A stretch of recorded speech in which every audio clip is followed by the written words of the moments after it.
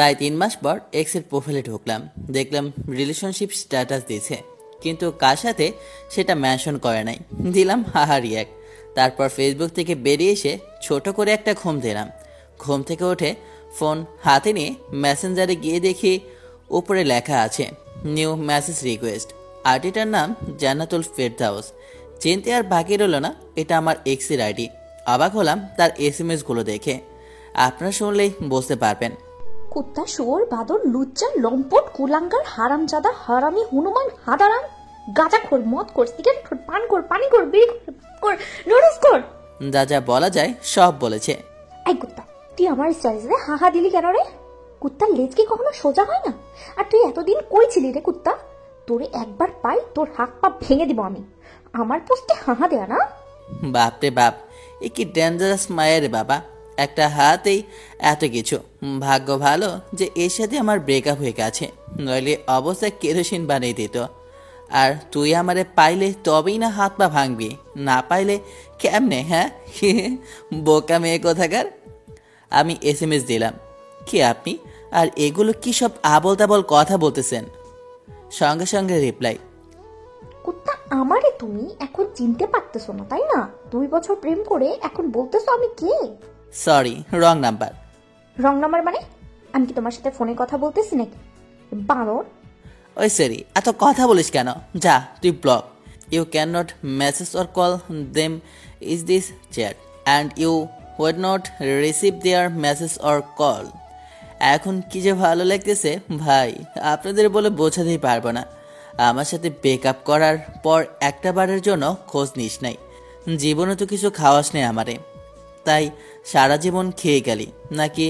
2 বছর খেয়ে গেলি আর এখন আমাকেই খোটা দিচ্ছিস আমি ভাত খোর। কথাগুলো ভাবতে ভাবতেই ফোনটা বেজে উঠল।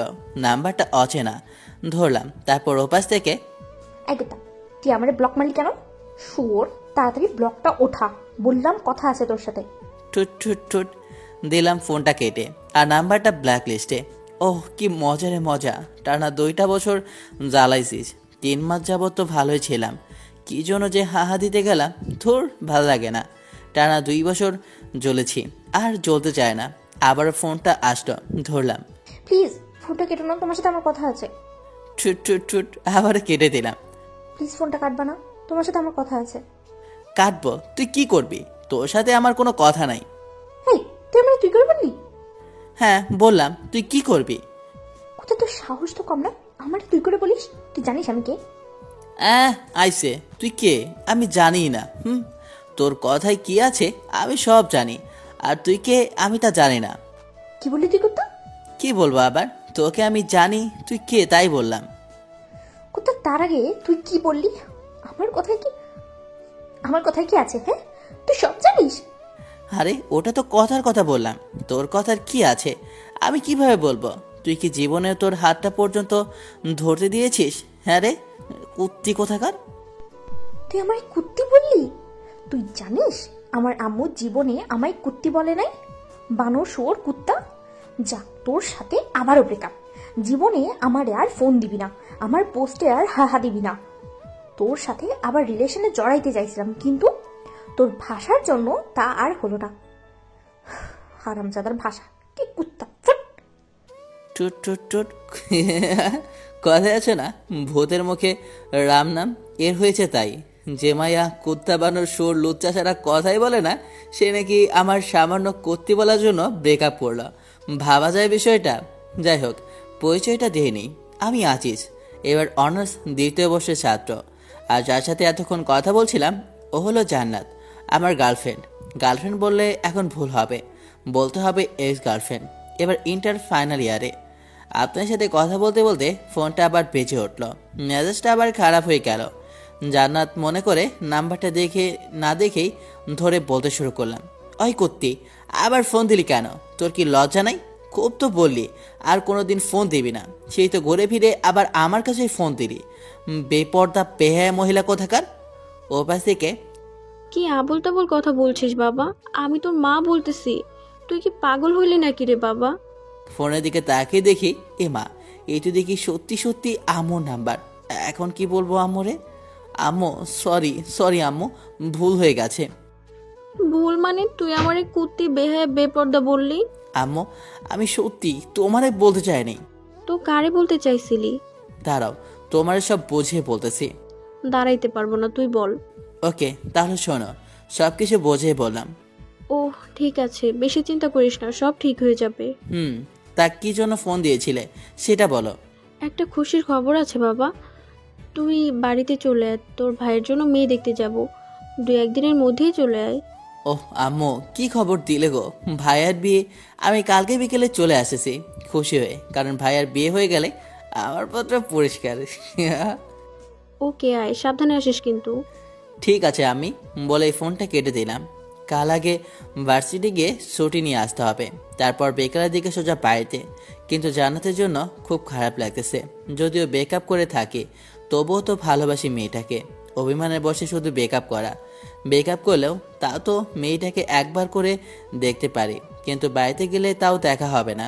জান্নাতের সাথে আমার পরিচয় আমার বন্ধুর বোনের মাধ্যমে।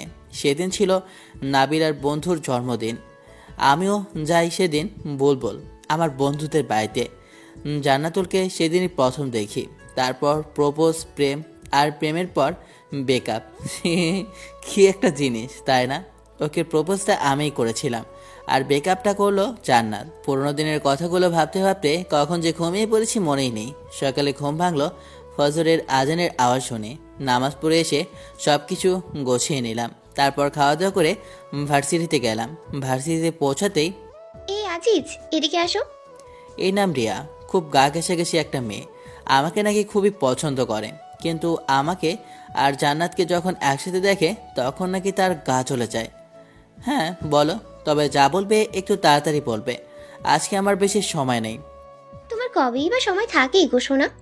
আমার কাছে একটু বসতে তোমার কি এমন সমস্যা হয় বলো তো? হাতটা ধরে আরেক হাতের নখে দাঁতে কামড় দিয়ে, এই হাত ছাড়া বলছি। হাত ধরলে কেন আবার? না, ছাড়বো না। ওই ছেমড়ি যখন তোমার হাত ধরে তখন তো কিচ্ছু বলো না, আর আমি ধরলেই দোষ, তাই না? আর তোমাদের তো এখন ব্রেকআপ হয়েই গেছে, হাত ধরলেই কোনো সমস্যাই হবে না। কোনো মতে হাতটা ছাড়িয়ে, সেটাই তো গো সোনামণি, আমার গুলুগুলুটা রিয়া সোনা। তুমি তো এখন আমার হাতটা ধরে থাকবে, কিন্তু ওই যে বললাম আমার আজ একটু কাজ আছে, কাজটা সেরে এসেই আমার হাতটা তোমাকে দিয়ে দিব, কেমন রিয়া সোনা? একবার ছুটিটা নিয়ে আসি, তারপর তুই আমায় কেমনে পাস তা দেখা যাবে। রিয়া যেন খুশিতে অবাক, আমি যে ওর সাথে এত ভালোভাবে কথা বলবো বিশ্বাসই করতে পারিনি। তুমি আমাকে সোনা বললে আজিজ? হ্যাঁ গো সোনা, আরো কত কি বলবো। আমি কাজটা সেরে আসি, তারপর না হয় সব হবে। ঠিক আছে, কিন্তু কোথায় যাবে? প্রিন্সিপালের রুমে। আচ্ছা, তুমি তাহলে যাও, আমি তোমার জন্য এখানেই অপেক্ষায় থাকি। আরে না না, তোমার অপেক্ষা করতে হবে না, তুমি বরং ক্লাসে যাও, আমি কাজটা সেরে আসতেছি। ঠিক আছে, তাড়াতাড়ি আসবে কিন্তু, আমি ক্লাসে গেলাম। হ, তুই তাড়াতাড়ি যা, আর আমি আগে ছুটিটা নিয়ে আসি, তারপর তুই আমারে কেমনে পাস তা দেখা যাবে। ওখান থেকে প্রিন্সিপালের রুমে আসলাম, তারপর ছুটি নিয়ে দিলাম একদরে হোস্টেলে, তারপর ব্যাগটা নিয়ে বাস স্টেশন। এদিকে রিয়া ভাবছে, স্যারের রুমে আজিজ এতক্ষণ কি করে, একবার দেখে আসতে হয়। যেই ভাবা সেই কাজ, কিন্তু এ কি, স্যারের রুমে তো আজিজ নাই, একবার স্যারকে জিজ্ঞেস করতে হয়। আসতে পারি স্যার? জি আসো। আর তোমরা লেখাপড়া করো কেন বলতে পারো? আসতে পারি স্যার, এই কথাটা কি ইংরেজিতে বলা যায় না? Sorry sir. It's okay. আর সরি বলতে হবে না, কি জন্য এসেছো তাই বলো। স্যার, আজিজ কি আপনার এখানে আসছিল? আসছিল, ছেলেটা খুবই ভালো। স্যার জানি, কিন্তু কি জন্য এসেছিল স্যার? ছুটি নেওয়ার জন্য। হ্যাঁ? হ্যাঁ। এইদিকে টিকিট কেটে বাসে উঠে বসে আছি, হেডফোন কানে নিয়ে বসে আছি বাসের মধ্যে। হঠাৎ চোখ গেল বাসের দরজার দিকে। একটা মেয়ে, মাশাল্লাহ, দেখতে একদম দুধে আলতা। মেয়েটি দেখি আমার সিটের দিকে এগিয়ে আসে, আর আমি অপলক দৃষ্টিতে তার দিকে তাকিয়ে রয়েছি। আমার সামনে দাঁড়িয়ে মেয়েটি বলল, ভাইয়া, জানালার পাশের সিটটা আমায় যদি একটু এই পাশে আসতেন। ও হ্যাঁ, সরি আপু, আসুন বসুন। আরে সরি বলছেন কেন? ঠিক আছে। ধন্যবাদ। আচ্ছা, আপনি কোথায় যাবেন আপু? সিরাজগঞ্জ। আপনি? আরে আমিও তো সিরাজগঞ্জে যাচ্ছি। বাহ, ভালোই হলো। গল্প করতে করতে যাওয়া যাবে। তা আপনি সিরাজগঞ্জের কোথায় থাকেন? উল্লাপাড়া। আপনি? সিরাজগঞ্জেই। ও, আপনার নামটা কিন্তু জানা হলো না আপু। আমি সামিরা, অনার্স দ্বিতীয় বর্ষের ছাত্রী। আপনি? আমিও অনার্স দ্বিতীয় বর্ষে। আমি আজিদ। আমরা যেহেতু একই ক্লাসে, তাহলে আমরা তো তুমি করে বলতে পারি। তুমি কি বলো সামিরা? অবশ্যই, কেন না। আচ্ছা সামিরা, তুমি কি সিঙ্গেল? কেন বলো তো? না, এমনি শুনতে চাইলাম আর কি। না, আমার বয়ফ্রেন্ড আছে। আর তুমি? কি আর বলবো, দুঃখের কথা, আমি বর্তমানে ঝুলে আছি। ঠিক তোমার কথা বুঝলাম না। মানে 3 মাস আগে ব্রেকআপ হয়েছে। কাল রাতে আবার এক্সের সাথে কথা হয়েছে। ও, তা কি কথা বললে কাল রাতে? শুনবে? বলো। কথাগুলো শুনে যদি তোমার হাসতে হাসতে কাপড় খুলে যায়, তাহলে কিন্তু আমি দায়ী নই। ধুর, ফাজলামো করো নাকি? বলো তো। তাহলে শোনো, কাল রাতে সব কথাগুলো সামিরাকে বললাম। মেয়েটা হাসতে হাসতে যেন গড়াগড়ি খাওয়ার মতো অবস্থা। আমার সব কথা শুনে সামিরা হাসতে হাসতে বলল, আজিজ, তুমি তাহলে ভাতখোর? তুমিও শুরু করলে নাকি? আরে না, এমনি মজা করছিলাম। হুম আচ্ছা আজিজ, একটা কথা বলবো? বলো। তুমি যদি ভাতখোর হও, তাহলে তুমি এত চিকন কেন? তোমায় তো দেখে মনে হয় না তুমি ভাতখোর। কথাটা বলে মুখে হাত দিয়ে মুখটা চেপে ধরে হাসতে হাসতে, ধর ফাজলামো করতেছো আমার সাথে, যাও, তোমার সাথেও কথা নাই। আরে আরে, রাগ করো কেন? আমি তো মজা করলাম। আচ্ছা সামিরা, ভাত করে কাকে বলে বলতে পারবে? আমি কিন্তু এর মানেটা বুঝলাম না। ওটা তোমার গার্লফ্রেন্ডের কাছেই জিজ্ঞেস করো, আমি বলতে পারলাম না। মেয়েটার সাথে কথা বলতে বলতে তার গন্তব্যস্থানে পৌঁছে গেলাম। বাসের মধ্যে দুজন যতটা সময় একসাথে ছিলাম, সারাক্ষণ সামিরার মুখে হাসি ছিল। যাওয়ার সময়, আজিজ, তুমি কিন্তু খুবই মজার একটা মানুষ। যতক্ষণ তোমার সাথে ছিলাম খুবই এনজয় করলাম মুহূর্তটা। আর তোমার কথা শুনে যতটুকু বুঝলাম, জান্নাত তোমাকে খুবই ভালোবাসে। আর অভিমানের বশে শুধু তোমার সাথে এমন বিহেভিয়ার করেছে। আমি জানি। আমি কিন্তু তোমার গার্লফ্রেন্ডকে চিনি। কি বলো? কিভাবে? সময় হলেই জানতে পারবে। আল্লাহ হাফেজ, ভালো থেকো আজিজ। আর জান্নাতের সাথে আবার ভাব করে নিও। আল্লাহ হাফেজ সামিরা। কিন্তু তুমি কিভাবে জান্নাতকে চেনো সেটা তো বলে যাও। যা, মেয়েটা চলেই গেল। ধুর, ভাল লাগে না। আবার একটি রহস্যের মধ্যে রয়ে গেলাম। আবার ওর নামটা ছাড়া কিছুই জানা হলো না, এমনকি ফোন নাম্বারটাও নেওয়া হলো না। কথাগুলো ভাবতে ভাবতে আমার গন্তব্যস্থানে পৌঁছে গেলাম। আমার শহর উল্লাপাড়াতে। বাস থেকে নেমে একটা সিএনজি নিয়ে সোজা বাড়িতে। দরজার সামনে এসে কলিং বেল বাজাতেই আম্মু এসে দরজা খুলে দিলেন। কি রে, এত তাড়াতাড়ি এসে গেলি? কই আসলাম, এতদিন পর একটু আদর যত্ন করবে তা না, বলছো এত তাড়াতাড়ি চলে আসলাম। আর এখন কত বাজে সেদিকে খেয়াল আছে তোমার আম্মু? বিকেল 5:30 বাজে। আচ্ছা বাবা, আমার ভুল হয়ে গেছে, মাফ কর আমাকে। এখন যা, ফ্রেশ হয়ে এসে কিছু খাবি। ভাইয়া কোথায়? তোর ভাই তোর রুমেই আছে। ওকে আম্মাজান, আমি গেলাম বলেই সোজা আমার রুমে চলে গেলাম। তারপর ফ্রেশ হয়ে খাওয়া দাওয়া করে ভাইয়ার রুমে গেলাম। গিয়ে, কি করছিস ভাইয়া? আরে আজিজ, তুই কখন আসলি? আয় এদিকে আয়, বস এখানে। ভাইয়া, শুনলাম কাল নাকি তোর জন্য মেয়ে দেখতে যাবে। হ্যাঁ, সেই জন্যই তো তোকে নিয়ে আসলাম। কিন্তু তুই নাকি একটা মেয়ের সাথে রিলেশন করিস, তাহলে তার কি হবে? আরে বোকা, তার আবার কি হবে? ওর সাথেই তো বিয়েটা ঠিক হলো, আমার পছন্দের মানুষের সাথে। ভাইয়া, তোর সাথে তো তোর ভালোবাসার মানুষটার বিয়ে হচ্ছে, কিন্তু আমার যে কি হবে আল্লাহ ভালো জানে। কি রে, এত কি ভাবিস? কই কিছু না তো। তা তোর জান্নাতুলের কি খবর? এখনো কি তোরে ঝাড়ির ওপর রাখে নাকি? ধুর, তুই যে কি বলিস না ভাইয়া। মেয়েটা কিন্তু খুব ভালো। তোরে কইছে মেয়েটা ভালো, তুই কি ওরে দেখেছিস নাকি? দেখি নাই, তবে কথা তো বলেছি। তুই থাক তোর কথা নেই, আমি গেলাম, এখন ঘুমাবো। আবার ডাকতে যাস না যেন। কাল কখন যাবি ভাবিকে দেখে তাই বল। সকাল 10টার দিকে। ওকে বাই বলে আমার রুমে চলে আসলাম। সারাদিন এখন অনেক ধকল গেছে, এখন একটু ঘুমাই। হঠাৎ করে ঘুমটা ভেঙে গেল। টেবিলের দিকে তাকিয়ে দেখি জান্নাত সাজগোজ করতেছে। আমি তো দেখি অবাক, ঠোঁটে হালকা লিপস্টিক, চুলগুলো খোপা করা, পরনে একটা কালো শাড়ি। আমি দেখে যেন মুগ্ধ হয়ে ওর দিকে তাকিয়ে আছি। আমার তাকিয়ে থাকা দেখে জান্নাত বলল, কি দেখো অমন করে?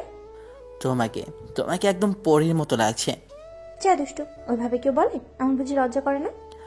আমার কাছে আবার কিসের লজ্জা শোনা? আসো, কাছে আসো, আজ তোমার সব লিপস্টিকই খাবো। বলেই হাত ধরে একটানে বুকে নিয়ে আসলাম। এই কি করো?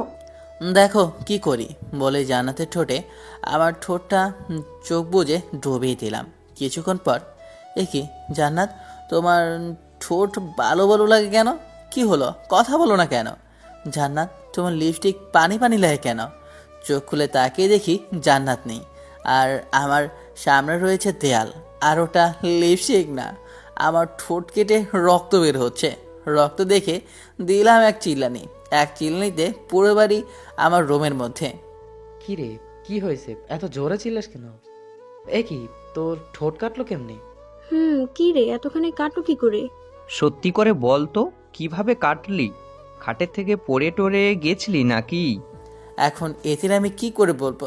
যদি বলি স্বপ্নের মধ্যে জান্নাতকে চুমো দিতে গিয়ে দেয়ালের সাথে ঠোঁট ঘষেছি, তাহলে মানে যদি সব চলে যাবে। আসলে ভাইয়া, আম্মু আব্বু, আমি খাট থেকে পড়ে গিয়েছিলাম। তোমরা তো জানোই আমার ঘুমের মধ্যে এই পাশ ওপাশ করার স্বভাব আছে। সাবধানে ঘুমাতে পারিস না? সবাই বিভিন্ন রকমের কথা বলে চলে গেল। উফ, বাঁচলাম। কি একটা কাণ্ড হয়ে গেল বলুন তো। এই জান্নাতকে ঠিকমতো ঘুমাইতেও দেবে না, স্বপ্নের মধ্যে কত সুন্দর ব্যবহার করলো, কিন্তু সামনাসামনি পুরি পাপা, একদম পেতনি। জান্নাত সবার সাথেই ভালো ব্যবহার করে, শুধু আমার বেলায় এমনটা করে কেন বুঝিই না। হয়তো ভালোবাসার মানুষের প্রতি একটু বেশি অধিকার খাটাতে চায়, তাই আমার সাথে এমন করে। কথাগুলো ভাবতে ভাবতে কখন যে ঘুমিয়ে গিয়েছি খেয়ালই নাই। ঘুম থেকে উঠে ফজরের নামাজ পড়ে খাওয়া দাওয়া করে রেডি হয়ে ভাইয়ের জন্য মেয়ে দেখতে চলে আসলাম। ভাইয়ের জন্য মেয়ে দেখতে এসে বসে আছি প্রায় 1 ঘন্টা হলো, কিন্তু মেয়েকে আনার কোনো নামই নাই। মেয়ে আসুক আর না আসুক তাতে আমার কি, সামনে বিভিন্ন রকমের খাবার রাখা আছে, তা আমি মনের আনন্দে খেয়ে যাচ্ছি, কিন্তু ভাইয়া কিছুই খাচ্ছে না। ভাইয়ার মুখ দেখার মতো অবস্থা হয়ে আছে, একদম ঝুমুর পেঁচা। তাই ভাইয়াকে বললাম, কিরে ভাইয়া, কিছু খাবি নাকি? ধুর, আমি আছি আমার টেনশন আর তুই আছিস তোর খাওয়া নিয়ে। বুঝি না মেয়েদের এত কি সাজগোজ করা লাগে। সেই কখন থেকে বসে আছি, আমাদের সময়ের দাম নাই নাকি? এত চাপ নিস কেন, আসবে তো নাকি? তো দেখি তোরই সইছে না। এত পেঁচাল পারিস কেন? দিব্যিতেও খাইতেছিলাম, খা না ভাই, আমার পিছে আবার লাগলি কেন?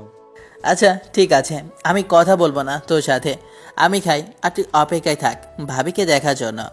আমি আর কোনো কথা না বলে খাওয়াতে মনোযোগ দিলাম, নিচের দিকে তাকিয়ে খাইতেছি।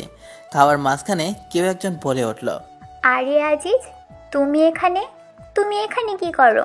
তাকেই দেখি সামিরা। আরে সামিরা, তুমি? আমি তো আমার ভাইয়ের জন্য মেয়ে মানে আমার ভাবিকে দেখতে এসেছি, কিন্তু তুমি এখানে কি করো?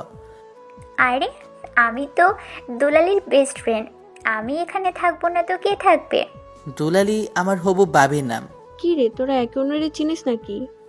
হ্যাঁ আম্মু, কাল আমি আর সামিরা তো একই সাথে এসেছি। অনেক কথা হওয়ার পর মেয়ে দেখে বিয়ের দিনক্ষণ ঠিক করে যখন চলে আসব, তখন আমি সামিরাকে আলাদা ডাকলাম। তারপর, হ্যাঁ বলো কি বলবে? তুমি কিন্তু বলে না কিভাবে জান্নাতকে তুমি জানো? তোমায় তো বললামই, সময় হলে ঠিক জানতে পারবে। তাহলে তুমি বলবে না, তাই তো? আরে পাগল, রাগ করো কেন? তোমার ভাবি কি বিষয়টা জানে যে তুমিও প্রেম করো? ধুর, ভাবি জানবে কিভাবে যে আমি প্রেম করি?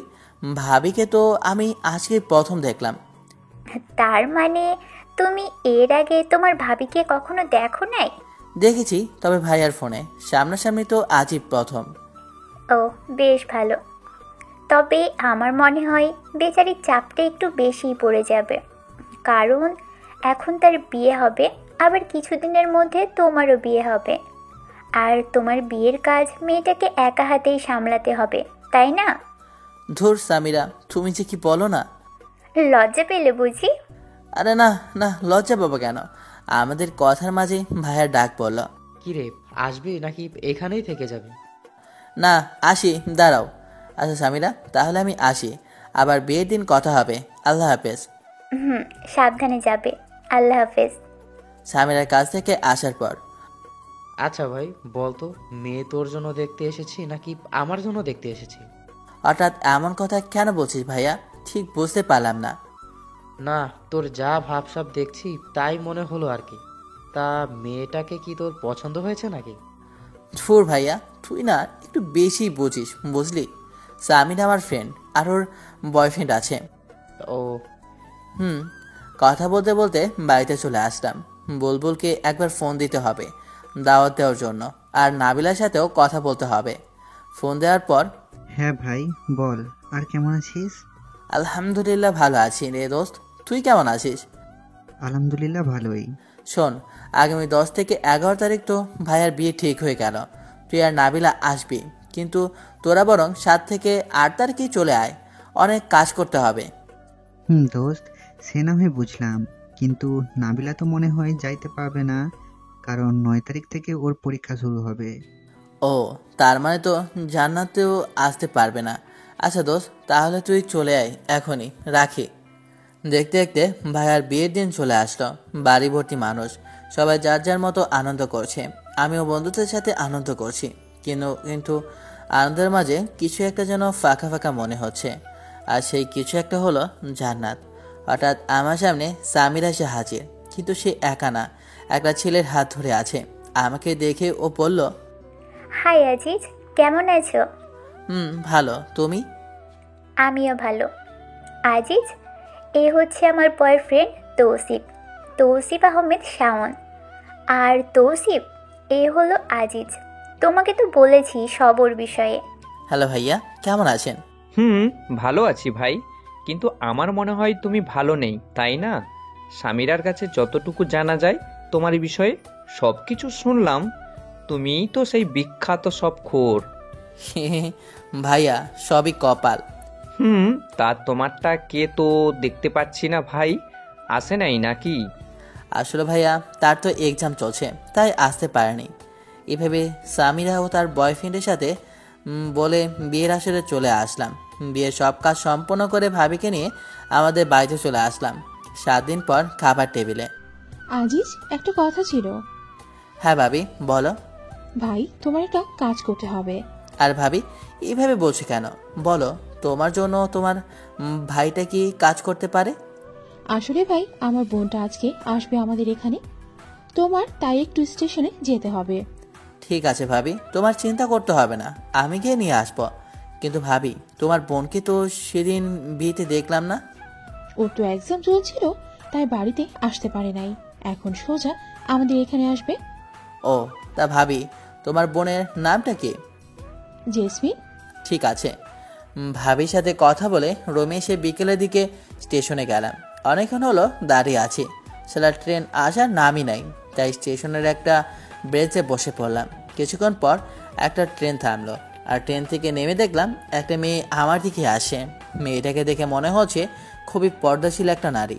পরনে একটা কালো বোরখা, হাতে হাত মোজা, পায়ে পা মোজা, মাথাটা বোরখা কালো কাপড় মানে হিজাব দিয়ে ঢাকা। আমার সামনে এসে মেয়েটা, আপনি কি আজিজ? কিন্তু আপনাকে তো ঠিক চিনলাম না। আমি জেসমিন, আর আপনি আমার বিয়াই, তাই না? বিয়ান, আমি আপনার বেয়াই। কিন্তু বিয়ান সাহেব, আপনি আমায় চিনলেন কেমন করে? আপনি তো আমায় আগে কখনো দেখেননি। আমতা আমতা করে আমি আপু, কাল আমরা একটা ফটো দিয়েছিলাম, তাই চিনলাম আর কি।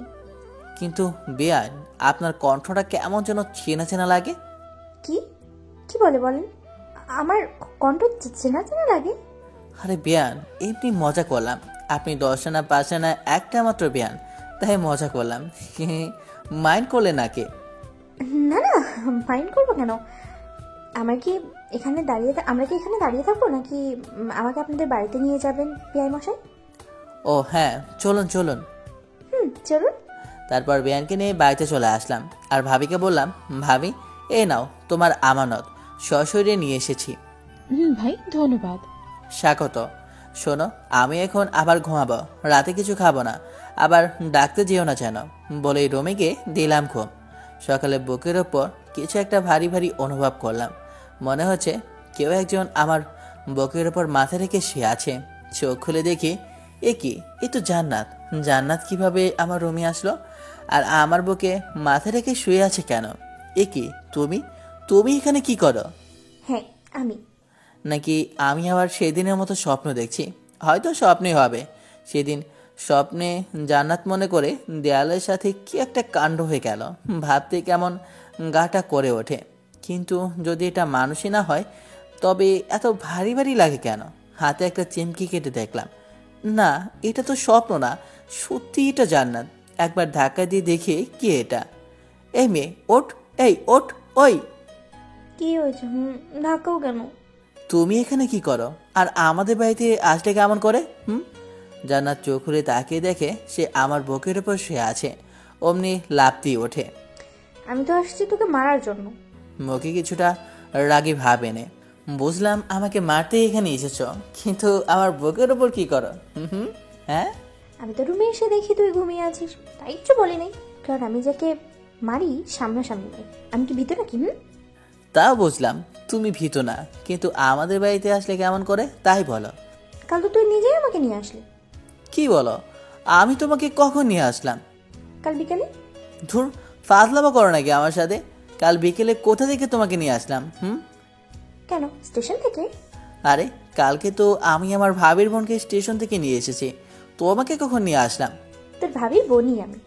কিন্তু ভাবি যে বললো তার বোনের নাম জেসমিন। তো কি হয়েছে? তোমার নাম তো জান্নাত, জান্নাতুল ফেরদাউস। জেসমিন আমার ডাক নাম, ওই নামে শুধু আপুই ডাকে। তার মানে এক্স গার্লফ্রেন্ড এখন আমার বেআইন? এই কুত্তা, তুই যে আমার এক্স ছিলি বা তোর সাথে যে আমার কোনো সম্পর্ক ছিল, এটা যেন আপু না জানতে পারে। শুধু আপু না, কেউ যেন না জানতে পারে। আমার তো আর খেয়ে দিয়ে কাজ নাই যে তোর মতো একটা পেতনি আমার গার্লফ্রেন্ড ছিল এটা সবাইকে বলে বেড়াবো। কোথা থেকে কি বলবি? আমি পেতনি? ভুল কিছু তো আর বলিনি। তারা কুত্তা, আজ তোর একদিন কি আমার একদিন। বলতেই জান্নাত কিছু একটা খসে লাগলো আর রুমের এক কোণ থেকে একটা ফুলঝাড়ু পেলো। ওইটা হাতে নিয়ে আমার দিকে তেড়ে আসলো মারবার জন্য। যেই বাড়ি মারবে অমনি ভাবির ডাক পড়লো, জান্নাত, এই জান্নাতুল কই গেলি? তখন আমি চিল্লিয়ে বললাম, ভাবি বেআইন সাহেব আমার রুমে। জান্নাত অমনি ফুলঝাড়ুটা ফেলে দিল। কি রে, এখানে কি করছিস? ভাবি বেআইনের সাথে একটু মজা করছিলাম, তাই না বেআইন? হ্যাঁ আপু, আমার বিয়েটা না খুব মজার। আচ্ছা বুঝলাম, এখন চল। ঘুম থেকে উঠে তো ফ্রেশও হস নাই। আগে ফ্রেশ হয়ে খাওয়া করে নি, তারপর দুজনে গল্প করিস। এখন আয়। আর মহারাজ, আপনিও ফ্রেশ হয়ে নিচে খেতে আসুন। বলেই ভাবি জান্নাতকে নিয়ে চলে গেল। আর জান্নাত ওদিকে মনে মনে বলছে, আমাকে পেতনি বলা, তাই না? এখন যদি আপু না আসতো না, তবে শয়তানটার হাড় গোড় ভেঙে ফেলতাম। কিন্তু শয়তানটা কি বোঝে না যে পেতনিটা ওকে কতটা ভালোবাসে। আর এদিকে আমি, উফ, এখন কি যে একটা কাণ্ড হয়ে যেত। ভাবি যদি না আসতো তবে আর আমি আসো থাকতাম না। ধন্যবাদ ভাবি। কিন্তু ভাই, এক্স গার্লফ্রেন্ড যখন বেআইন হয় তখন যে এতটা ঝামেলা হয় তা জানাই ছিল না। বলে ফ্রেশ হয়ে চলে আসলাম। ফ্রেশ হয়ে বের হতেই ফোনটা বেজে উঠলো। ফোনের স্ক্রিনের দিকে তাকিয়ে দেখি এ তো নাদিয়ার নাম্বার। নাদিয়া আমার স্কুল লাইফের ফ্রেন্ড, আর ওর তো এখন চিটাগংয়ে রিসিভ করার পর। ওই কুত্তা, তুই নাকি এখন বাড়িতে? তো কি হয়েছে? তুই তো চিটাগংয়ে এখন, তাই না? না, আমি বাড়িতে আসছি আজ 5 দিন হলো। আর তুই বাড়িতে আমায় বলবি না? আমি একা একা বাড়িতে বসে বসে বোরিং হচ্ছি। তুই কি আমায় বলতে পারতিস না যে তুই বাড়িতে এসেছিস? আমি এত কিছু জানি না, বিকেলে আমার সাথে দেখা কর তুই। আচ্ছা, তুই স্কুলের মাঠে চলে আয়, বিকেলে আমিও আসি। ওকে, এখন রাখি, বিকেলে কথা হবে। বুঝি না মেয়েরা তো কথায় কথায় কথা বলে কেন। নাদিয়ার সাথে কথা বলে খাবার টেবিলে চলে আসলাম। খাবার মধ্যে আম্মু বললেন, আজিজ, জি আম্মু। বিকেলে জান্নাতকে নিয়ে একটু বেরিয়ে আসিস, মেয়েটা আসছে থেকে একা একাই ঘরে বসে আছে। কিন্তু আম্মু আজ তো। আমি কোনো কিন্তু শুনতে চাই না, যা বললাম তাই যেন হয়। ঠিক আছে, ওনাকে রেডি থাকতে বইল। কথাটা বলে জান্নাতের দিকে তাকালাম, দেখলাম মেয়েটা অনেক খুশি। বিকেলে বাইক নিয়ে বাইরে জান্নাতের জন্য অপেক্ষা করছি, কিন্তু মহারানীর আসার কোনো খবরই নেই। কিছুক্ষণ পর একটা সাদা পরী যেন নেমে আসলো আমার সামনে। এটা জান্নাত। সাজের আর বর্ণনা দিলাম না, কারণ আপনারাও প্রেমে পড়ে যেতে পারেন। জান্নাত দাঁড়িয়ে আছে দেখে আমি বললাম, কি হলো, উঠবেন না নাকি? নাকি আমি একাই চলে চাপো? না না, দাঁড়াও, আমি যাব। তাহলে উঠুন। আচ্ছা আজিজ, দেখো আমায় কেমন দেখা যাচ্ছে। ভালো। জান্নাত হয়তো শুধু এইটুকুই আশা করে নাই আমার থেকে। ও ভেবেছে আরো অনেক কিছু বলবো, কিন্তু পেতনিটা জানে না যে তাকে কতটা সুন্দর লাগছে। ও তারপর দুজন স্কুল মাঠে চলে আসলাম। দেখি নাদিয়া আগে থেকেই বসে আছে। নাদিয়া আমাকে দেখে আমার কাছে চলে আসলো। এতক্ষণ আসার সময় হলো তোর? আমি সে কখন থেকে বসে আছি। আর এই মেয়েটা কে রে দোস্ত? জান্নাতকে দেখিয়ে। দোস্ত, ওর নাম জান্নাত, আমার পিয়ান। ও, কিন্তু তোর সাথে যে আমার কিছু কথা আছে। তো বল, কি কথা? না, এখানে না, তুই এদিকটায় আয়। আর আপু, তুমি একটু এখানে বসে থাকো, আমরা আসছি। বলেই নাদিয়া আমার হাত ধরে টানতে টানতে নিয়ে ফাঁকা জায়গায় চলে এলো। আর এদিকে জান্নাত ভাবছে, এ কি গায়ে পড়ে মেরে বাবা। এই ছেমড়ি তো রিয়া আপুর থেকেও বেশি গায়ে পড়া মেয়ে। আর কি এমন কথা যে আমার সামনে বলা গেল না? না, এই মেয়েটাকে আমার সুবিধার মনে হচ্ছে না। ধুর, ভালো লাগে না। আর এদিকে নাদিয়ার সাথে প্রায় 10 মিনিটের মতো কথা বলে জান্নাতের কাছে আসলাম। কি কথা হলো তা না হয় পরে একদিন শুনবেন, এখন থাক। এসে দেখি মেয়েটা আনমনে কি যেন ভাবছে। তারপর নাদিয়া চলে গেল আর আমি জান্নাতকে নিয়ে পুরো গ্রামটা ঘুরলাম। আমার সাথে ঘুরতে পেরে জান্নাত অনেক খুশি। একটা কথা বলবো? বলো। পেতনিটা কে? কোন পেতনি? লজ্জা, বোঝো না? না কোন পেতনি? বানর কুত্তা, এতক্ষণ যার সাথে কথা বলে আসলি সেই পেতনি। ওর নাম তো নাদিয়া, আমার স্কুল লাইফের ফ্রেন্ড। বুঝলাম। এখন চল, বাড়িতে যাবো। তারপর জান্নাতকে নিয়ে বাড়িতে চলে আসলাম। রাত 9টা। ছাদে নাদিয়ার সাথে ফোনে কথা বলতেছি। তখনই খেয়াল করলাম কেউ একজন সাথে এসেছে। পেছনে তাকিয়ে দেখি জান্নাত। তাই নাদিয়াকে বললাম, দোস্ত, তোর সাথে পরে কথা বলি। কার সাথে কথা বলছি রে? নাদিয়ার সাথে। কেন বলতো? আর যেন ওই পেতনিটার সাথে কথা বলতে না দেখি। কেন? কেন কথা বলবো না? আর বললে কি করবে? একদম গলা টিপে দেবো। কি? জি। কিন্তু কেন? আমি তোমার কি হই যে? আর কিছু বলতে পারলাম না। তার আগেই আমার ঠোঁটে জান্নাত ঠোঁট ডুবিয়ে দিলাম। কতক্ষণ ছিল বলতে পারবো না। ছাড়ার পর আই লাভ ইউ। আর একদিন ওই পেতনিটার সাথে কথা বলে দেখ কি করি আমি তোর। হুট করে জান্নাত আর ঠোঁট দুটো আমার ঠোঁটের মধ্যে মিলিয়ে দিল। কতক্ষণ যে দুজনের ঠোঁট একত্রে ছিল তা বলতে পারা মুশকিলই বটে। ছাদে থেকে রুমে এসে শুয়ে থেকে ভাবছি কি থেকে কি হয়ে গেল। আর মুচকি মুচকি হাসি। যে মেয়েটা গত 2 বছর আমাদের রিলেশন চলাকালীন নিচে থেকে আমার হাতটা পর্যন্ত ধরেছি কিনা মনে নেই, আর আজ সেই মেয়েটা চুমু দিয়ে দিল। ভাবা যায়? অবশ্য আমার বিষয়টা খারাপ লাগে নাই, ভালোই তো লেগেছে। কথাগুলো ভাবতে ভাবতে ভাবে এসে ডেকে গেলেন খাবার খাওয়ার জন্য। আমিও ফ্রেশ হয়ে নিচে খেতে চলে এলাম। সবাই যার মতো বসে আছে খাবার খাওয়ার জন্য। জান্নাতও আছে। আমার দিকে দেখে মুচকি মুচকি হাসে। আমি সেদিকে খেয়াল না দিয়ে খাওয়ার জন্য বসে পড়লাম। জান্নাত খাওয়া থেকে আমার দিকেই বেশি আর চোখে তাকাচ্ছে। তাই আমি বললাম, কি বেন সাহেব, খাচ্ছেন না কেন? খান খান, লজ্জা ভাবার কিছুই নেই। নিজের বাড়ি মনে করে খেতে পারেন। কি ভাবি, আমি ঠিক বলেছি না? জান্নাত আমার দিকে এবার রাগে চোখে তাকালো। ঠিকই তো বলছিল।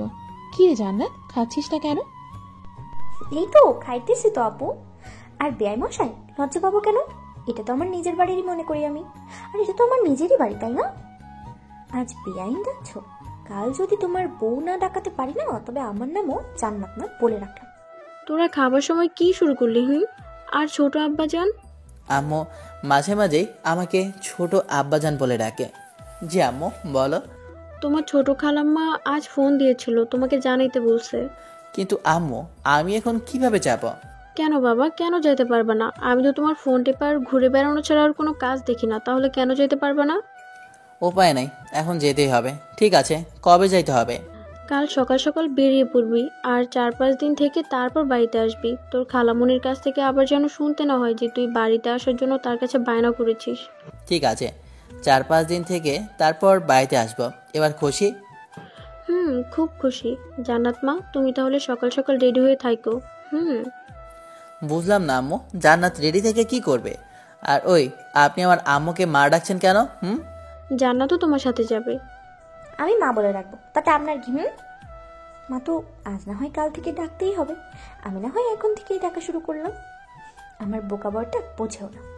আরেকবার শুধু কাল তোমার সাথে বেরোতে পারি, তারপর দেখো তোমার কেমন নাচ নাচে। আমি আর কি কমো, সবই তোমাদের ইচ্ছা। পরদিন সকাল 8টায় রেডি হয়ে বাইরে দাঁড়িয়ে আছি। কিছুক্ষণ পর জান্নাত আসলো, সাথে আম্মু আর ভাবি। তাদের কাছ থেকে বিদায় নিয়ে বাইকটা নিয়ে বেরিয়ে পড়লাম। গাড়ি চলছে তার আপন গতিতে, কিন্তু আমাদের কারোর মুখে কোনো কথা নেই। নীরবতা ভেঙে জান্নাত বলল, কি হলো, কথা বলছো না কেন? কি বলবো? কেন, আমার সাথে বলার তোমার কোনো কথা নেই? আছে তো অনেক, কিন্তু কিছুই মনে পড়ছে না। ফাজলামো করো নাকি? ধুর, ফাজলামো করতে যাবো কেন? যা সত্যি তাই তো বললাম। ঠিক আছে, এখন বলো আমার কেমন লাগছে দেখতে? একদম পেতনির মতো, মজা করে। দেখতে তো মাশাআল্লাহ পরীর মতো লাগছে। কি বললি কুত্তা? আও, মারলে কেন? যা সত্যি তাই তো বললাম। আমার পেতনির মতো দেখতে, তাই না? গাড়ি থামা, গাড়ি থামা বলছি। কেন? যা বললাম তাই কর। ওকে। গাড়ি থামানোর পর, আজিজ, তুই কি বুঝতে পারছিস যে তুই এখন ফেসে গিয়েছিস? মানে আমি ফেসে গিয়েছি মানেটা কি? মানে হচ্ছে, এখন যদি আমি চেঁচামেচি করে লোক জড়ো করি আর তাদের বলি তুই আমাকে ভুলিয়ে ভালিয়ে এইসব করার জন্য এখানে নিয়ে এসেছিস, তাহলে তোর কি অবস্থা হবে ভাবতে পারছিস? কিন্তু আমি তো তোমার ওইসব করার জন্য আনিনি। সেটা তো আমি আর তুই জানি, শোনো, এটা তো জানে না। তাহলে আমি এখন পালাবো? পালাও, তবে বাড়িতে আম্মু আর আপুকে কি বলবে? তার মানে? তার মানে তুমি এখন মাইন্ড কাটছে। না, হ্যাঁ। তুমি এখন কি করতে চাচ্ছ? বেশি কিছু না, শুধু আমি যা বলবো তোমায় তাই করতে হবে। কি করতে হবে? আমরা যখন তোমার খালামণির বাসায় যাব, তখন তিনি জানতে চাইবেন আমি তোমার কি হই, তাই না? তখন তুমি কি বলবে আমি তোমার কি হই? কেন বলবো বিয়ান? না, বেইন না। তাহলে কি বলবো? তুমি আমার এক্স গার্লফ্রেন্ড এইটা বলবো? ধরবো কা, এটা বলতে যাবে কেন? তাহলে কি বলবো সেইটা তো বলো, এত পেঁচাও কেন? খালামণিকে বলবে আমি তোমার একমাত্র দুষ্টু মিষ্টি আদরের বউ। মানে কি? তুমি তো আমার বউ না। সেটাও শুধু তুমি আর আমি জানি, খালামণি তো জানে না, তাই না? নেহি কাবি নেহি, আমি এটা বলতে পারবো না। বলতে পারবি না, তাই না? লোকজন ডাকবো নাকি? না। তাহলে আমি এখন থেকে তোর কে? বউ। জোরে করে বল, শুনতে পাইনি। বললাম তো বউ। এভাবে না, বলো যে তুমি আমার একমাত্র বউ, নাইলে ডাকবো নাকি? ডাকবো? না না না, বলছি বলো। তুমি আমার একমাত্র আদরের বউ। এই তো আমার সোনা, আমার জানোটা, আমার গোলমোল বাবুটা। এখন চলো যাও যাক সোনামোনা। চল। গাড়ি চলছে তো চলছে, আর আমি শুধু ভাবছি কি যে হতে চলেছে। আমার খালামা তো একদম সহজ সরল একজন মানুষ। জান্নাতের মতলবটা আমি কিছুই বুঝতে পারলাম না। বাইকের আয়নাতে দেখতে পেলাম জান্নাত মুচকি মুচকি হাসছে, এই জন্য তার বিজয়ের হাসি। সারা রাস্তা আর একটাও কথা হয়নি দুজনের। গাড়ি এসে থামলো খালামণিদের বাড়ির সামনে। তারপর কলিং বেল দেবার আগে জান্নাত, মনে আছে তো আমি এখন তোমার কি? বউ, একমাত্র আদরের বউ, আমার সোনা বরটা। তোমায় দিলাম চুমা। তারপর কলিং বেলটা দিলাম। কিছুক্ষণ পরে খালামণি এসে দরজাটা খুলে দিলেন। তারপর আমাকে জড়িয়ে ধরলেন। তারপর খালা জান্নাতের দিকে তাকিয়ে বললেন, কেমন আছিস তোরা? আলহামদুলিল্লাহ ভালো খালাম্মা, তুমি কেমন আছো? আলহামদুলিল্লাহ আমিও ভালো আছি। ও নিশ্চয়ই আমাদের বৌমার বোন, তাই না? জি খালাম্মা, তাছাড়াও আমার একটা পরিচয় আছে। কি গো, বলো না কেন, বলো। আরো একটা পরিচয় মানে সেটা কি? না মানে খালা, জান্নাত আমার বউ। কি, তোমরা বিয়ে করে দিলে আর আমাকে জানালেন না? খালামণি, আমরা যে বিয়ে করেছি এটা আসলে কেউ জানে না, এমনকি আমাদের এখনো বাসরটাও হয় নাই। কত শখ ছিল আমার বরটার সাথে বাসর করবো, তা এখনো হয়ে ওঠেনি। মায়াই বলে কি, এখানে আবার বাসর কই থেকে আসলো? কি করতে যাচ্ছে জান্নাত? আমি তো কিছুই বুঝতে পারছি না। প্রথমে বিয়ে না করেই আমার বউ হয়ে গেল, আর এখন বলছে বাসরের কথা। আল্লাহ রক্ষা করো আমায়, কোথায় যে ফেসে যাচ্ছি নিজেও তো বুঝতে পারছি না। কি, তোরা যে বিয়ে করেছিস বাড়িতে কেউ জানে না? না গো খালামণি, কেউ জানে না। আজিজ বললো খালামণিকে অনেক ভালো, আর তোমার কাছে আসলে নাকি তুমি সবকিছু সমাধান করে দিবে, তাই তো তোমার কাছেই চলে আসলাম। তোরা চিন্তা করিস না, আমি সব ঠিক করে দেব। আর আজিজ, তুই বিয়ে করবি আমাকে একবার বলতে পারতি, আমি কি না করতাম নাকি রে বাবা? তুই জানিস না তোর খালামণি তোকে কতটা ভালোবাসে। আমার কতটা ইচ্ছে ছিল তোর বিয়ের কাজ আমি নিজ হাতে করব, তা তুই করতে দিলি না। খালামণি, তুমি কি এখন আমাদের কথা শোনাবে নাকি ভেতরেও ঢুকে দেবে? আর আলিফকে তো দেখছি না, ও কথায়? আলিফ আমার খালাতো ভাইয়ের নাম। ওহে, ভিতরে আয়। আর তোর ভাই তো কলেজে গেছে, তোরা আলিফের রুমে গিয়ে বসে বিশ্রাম নে, আমি ততক্ষণে তোদের রুমটা গুছিয়ে নেই, কেমন? ঠিক আছে খালামণি, আর আলিফ আসলে আমার কাছে পাঠিয়ে দিও। বাবা, তোর ফোনটা দিয়ে যা তো, আলিফকে ফোন দিয়ে তাড়াতাড়ি আসতে বলি। খালামণিকে ফোনটা দিয়ে আলিফের রুমে দুজনে চলে আসলাম। তারপর আমি, ওই তোমার মতলবটা কি বলো তো? তোমার ভাবসাব মোটেও সুবিধার মনে হচ্ছে না আমার কাছে। কেন জানো, তোমার কি মনে হচ্ছে? আর আমার বরটা কি রাগ করলো নাকি? আমি মোটেও তোমার বর নই। তো তুমি আমার কে? কেউ না। সত্যি আমি তোমার কেউ না? কি হলো, চুপ করে গেলে কেন? বলো, সত্যি আমি তোমার কেউ না? বলেই জান্নাত আমার কাছে আসতে লাগলো। এই কি কি করছো? কাছে আসবে না, দূরে থাকো বলছি। কাছে আসবো? তুমি কি করবে? কি করবে? আমি কিন্তু চেঁচাবো। ছিল যত পারো চিল্লাতে পারো। এই না না না, ধুর চাই, কে শোনে কার কথা? জান্নাত আমার মাথা দুপাশে ধরে চার ঠোঁট এক করে দিল। এখন বলো, আমি তোমার কে? ঠোঁট মস্তে মস্তে, কাজটা কিন্তু তুমি ঠিক করলে না। এক কথা, তোর আমি কি বলি আর তুই কি বলিস? ধুর, ভালো লাগে না। যাও তো, ফ্রেশ হয়ে এসো আগে। যাইতেছি। তারপরে কিন্তু বলতেই হবে আমি তোমার কে, নাইলে এবার তোমার ঠোঁট একবারে ছেড়ে ফেলবো। বলেই জান্নাত চলে গেল। আর আমি ভাবছি কি করতে চাচ্ছে এই মেয়েটা। ভাবতে ভাবতে আলিফ চলে আসলো। আর কিরে ভাইয়া, আসবো?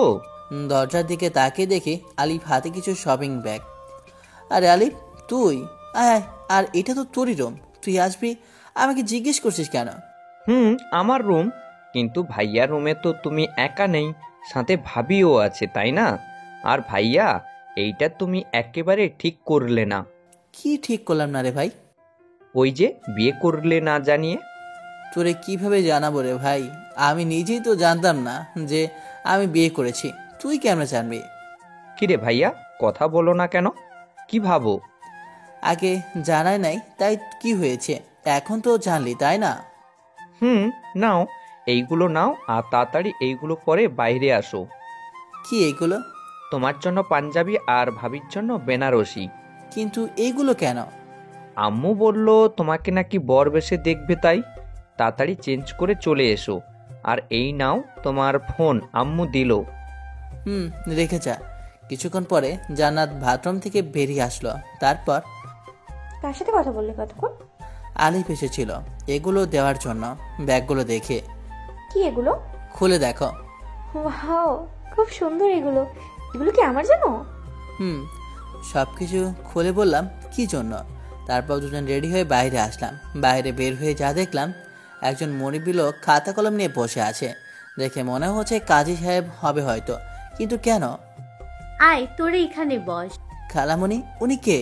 উনি তো কাজী সাহেব, তোদের আবার বিয়ে দেবার জন্য নিয়ে আসলাম আলিফকে দিয়ে। আমার অনেক দিনের শখ ছিল তোর বিয়ে আমি নিজে দাঁড়িয়ে থেকে দিব। আমি জান্নাতের দিকে তাকিয়ে দেখলাম মেয়েটা মনে হয় এই কথাটা শোনার জন্য মোটেও প্রস্তুত ছিল না। মুখটা একদম ফ্যাকাশে হয়ে গেছে। সাথে আমারও একই অবস্থা। কি বলো তুমি খালামণি? আমার তো একবার বিয়ে করেছি, তাহলে আবার কেন? তোকে বললাম না তোর বিয়ে আমি নিজে দাঁড়িয়ে থেকে দিতে চেয়েছি, আর তোর আবার বিয়ে করতে সমস্যা কোথায়? হ্যাঁ, অন্য কাউকে তো আর তোকে বিয়ে করতে বলছি না, তোর বউকেই তো বিয়ে করতে বলছি।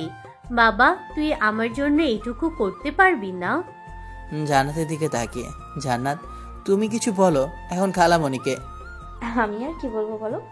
খালামণি তো আর বেশি কিছু আবদার করে নাই, তাই না? খালামণি, আমরা রাজি। লজ্জা মাখা মুখে, আলহামদুলিল্লাহ। কাজী সাহেব, আপনি বিয়ের কাজ শুরু করুন। আমি কিছুই বুঝতে পারছি না কি দিকে কি হয়ে যাচ্ছে। এখন খালামণিকেও সত্যটা বলতে পারবো না, কারণ সে খুব কষ্ট পাবে। কি করবো এখন আমি? এইসব ভাবতে ভাবতে কখন যে কবুল বলে দিয়েছি। অবশেষে জান্নাত আর আমার বিয়েটা হয়ে গেল। বাসর ঘরের মধ্যে বসে আছে জান্নাত। আমি দরজাটা খুলে ভেতরে ঢুকে রীতিমতো অবাক হলাম, কারণ ঘরটা অনেক সুন্দরভাবে সাজানো। এত অল্প সময়ে এত কিছু কিভাবে সাজালো খালামণি বুঝতেই পারছি না। মনে হচ্ছে আগে থেকেই সাজানো ছিল ঘরটা।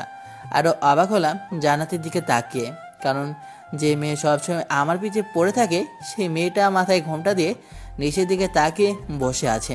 ভাবা যায় জান্নাতকে বউ বেশে যেন সুন্দরী অপসরের মতো লাগছে। আমি ভয়ে ভয়ে এক পা দুপা করে খাটের দিকে এগিয়ে যেতে লাগলাম।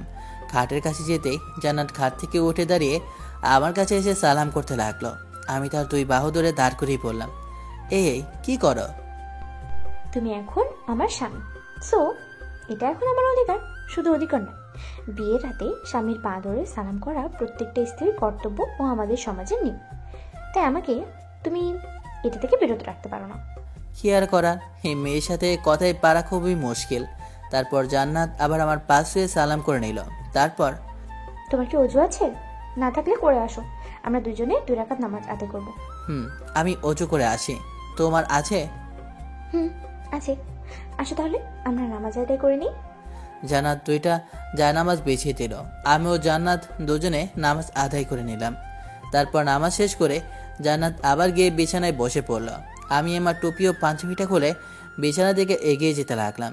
বিছানায় কাছে যেতেই জান্নাত একটা বালিশ হাতে নিয়ে আমার দিকে ঢিল মেরে দিয়ে পড়ল। একদম বিছানার দিকে আসবে না। কেন? অবাক হয়ে, কি হলো আবার মেয়েটার? কারণ তুমি ওই সোফায় গিয়ে ঘুমাবে আর আমি এই বিছানায় ঘুমাবো।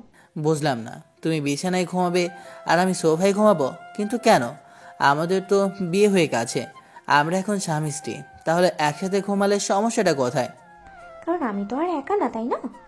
তোমার তো অনেক বান্ধবী আছে, ভার্সিটিতে রিয়া আপু, তারপরে দেখলাম নাদিয়া নামের ওই পেতনিটা, আর এখন সামিয়া আপু তোমার কথা বলে, তার সাথে আমার যখনই কথা হয়। অভিমানী কণ্ঠে, কি বলো এগুলো? তুমি জানো আমি কত কষ্ট সেদিন রিয়াকে ফাঁকি দিয়ে এসেছি। রিয়াকে যদি ভালোই বাসতাম তাহলে কি আর তাকে এইভাবে অবহেলা করতাম? সে না হয় বুঝলাম, কিন্তু নাদিয়া আর সামিয়া আপু? তুমি সেদিন নাদিয়ার সাথে কি কথা বললে যা আমার সামনে বলা যেত না? এ কথা এটা সেই দিন জিজ্ঞেস করলেই তো বলে দিতাম। এই জন্য আমার পাখিটা অভিমান করে আছে। সেদিন বলো নাই তো, এখন বলো। একদম মিথ্যে কথা বলবে না, নাহলে কিন্তু। আচ্ছা শোনো তাহলে, নাদিয়া আমার স্কুল জীবনের বান্ধবী আর তোমার বেস্ট ফ্রেন্ডের ভাইয়ের গার্লফ্রেন্ড। ঠিক বুঝলাম না। আমার বেস্ট ফ্রেন্ড তো নাবিলা, আর নাবিলার ভাই তো বুলবুল ভাইয়া। তার মানে নাদিয়া আপু বুলবুল ভাইয়ার গার্লফ্রেন্ড? মাই ডিয়ার বউ, তোমার আর আমার মধ্যে যেমন মনোমালিন্য হয়েছিল ঠিক তেমন ওদের মধ্যে একই অবস্থা হয়েছিল। তাই আমি তাদের সব কিছু ঠিক করে দিলাম। আর তুমি তো জানোই তোমার সামিরা আপুর বয়ফ্রেন্ড আছে, তাহলে আর সামিরা আমার একজন ভালো ফ্রেন্ড, বুঝতে পারলে বউ? বলেই বালিশটা হাতে নিয়ে সোফার দিকে যেতে লাগলাম আর বললাম, তাহলে আমি এখন সোফাতেই ঘুমাবো। কেন? তুমি তো বললে আমি যেন বিছানাতে না যাই। আমি কখন তোমাকে বললাম? এইমাত্রই তো বললে। ও, বুঝতে পারছি। তুমি তো আমায় ভালোই বাসো না, তাই তো সোফাতে ঘুমাতে যাচ্ছ, তাই না? বুঝি তো, সব আমি বুঝি। ও, এখানে আমার দোষ হয়ে গেল, তাই না? নিজের কাঁধে কখনোই দোষ নেবা না। আমার বর থাকতে আমি কেন দোষ দিতে যাব? হয়েছে, আমার বরটার আর মন খারাপ করে থাকতে হবে না। আসো সোনামণি, তুমি একটু আদর করে দিই। বলে এক ক্লাপে সোজা জান্নাতের কোলে মাথা রেখে শুয়ে পড়লাম আর জান্নাত আমার মাথায় হাত বলে দিতে লাগলো।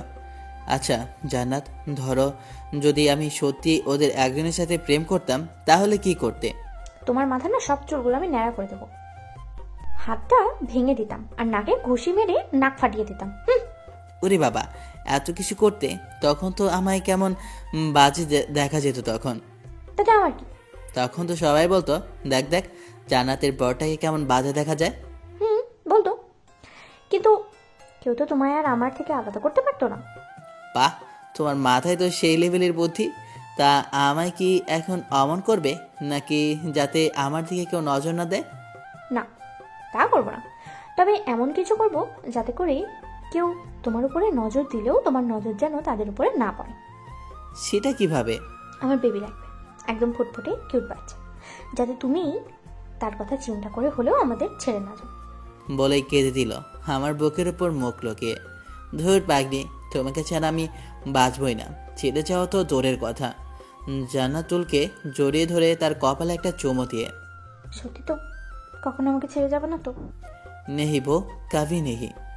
তারপরে আমার বেবি লাগবেই। আর আজকে থেকে মিশন শুরু করবো আমরা। আজকে থেকেই?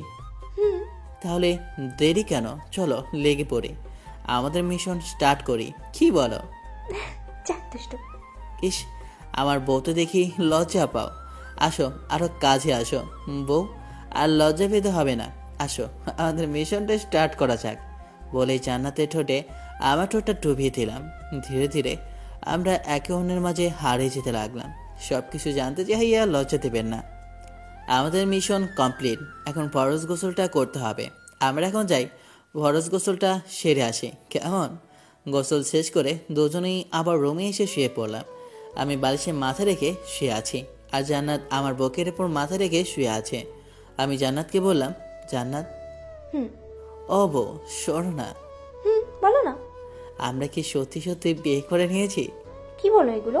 বিয়ে করে মিশন কমপ্লিট করে এখন বলছো আমরা কি সত্যি সত্যি বিয়ে করেছি?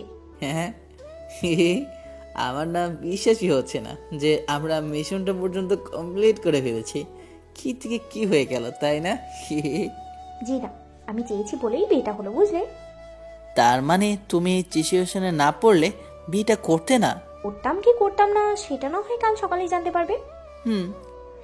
এখন ভালো ছেলের মতো তোমার এই পেতনি বউটাকে শক্ত করে জড়িয়ে ধরে ঘুমাও তো, অনেক রাত হয়ে গেছে। বউ, তুমি শুধু আমার পেতনি বউ না, আমার দুষ্টু মিষ্টি আদরের বউ। হয়েছে, আর পাম দিতে হবে না, না এবার ঘুমাও। আমি আর কথা না বলে জান্নাতকে দু বাহুধরের মধ্যে আগলে নিয়ে তার কপালে একটা ভালোবাসার পরশ শিখে দিলাম। জান্নাত আমার বুকের উপর মুখ লুকিয়ে ঘুমিয়ে পড়ল। এই মেয়েটা কিছুদিন আগেও কি ঝগড়াটাই না করলো আমার সাথে, আর এখন আমার বুকে মুখ লুকিয়ে আমাকে শক্ত করে জড়িয়ে ধরে ঘুমিয়ে আছে। এমনভাবে ধরে আছে যেন ছেড়ে দিলেই আমি হারিয়ে যাব। ঘুমন্ত পইটাকে বুকের সাথে আরো শক্ত করে জড়িয়ে নিয়ে আমিও ঘুমের দিশে পা বাড়ালাম। সকালে নাকের মধ্যে কেমন যেন সুরসুরি অনুভব করলাম। সাথে সাথে আমি হাঁচি দিয়ে চোখ খুলে তাকিয়ে দেখি জান্নাত আমার পাশে বসে আছে। অনেক রাত হলেও তার হাসি যেন আমি আবারও তার প্রেমে পড়ে গেলাম। জান্নাত হাসতে হাসতে বলল, এই যে মিস্টার বর, ঘুম ভাঙলো তাহলে? ফজরের আজান যে হয়ে গেছে সেদিকে খেয়াল নেই?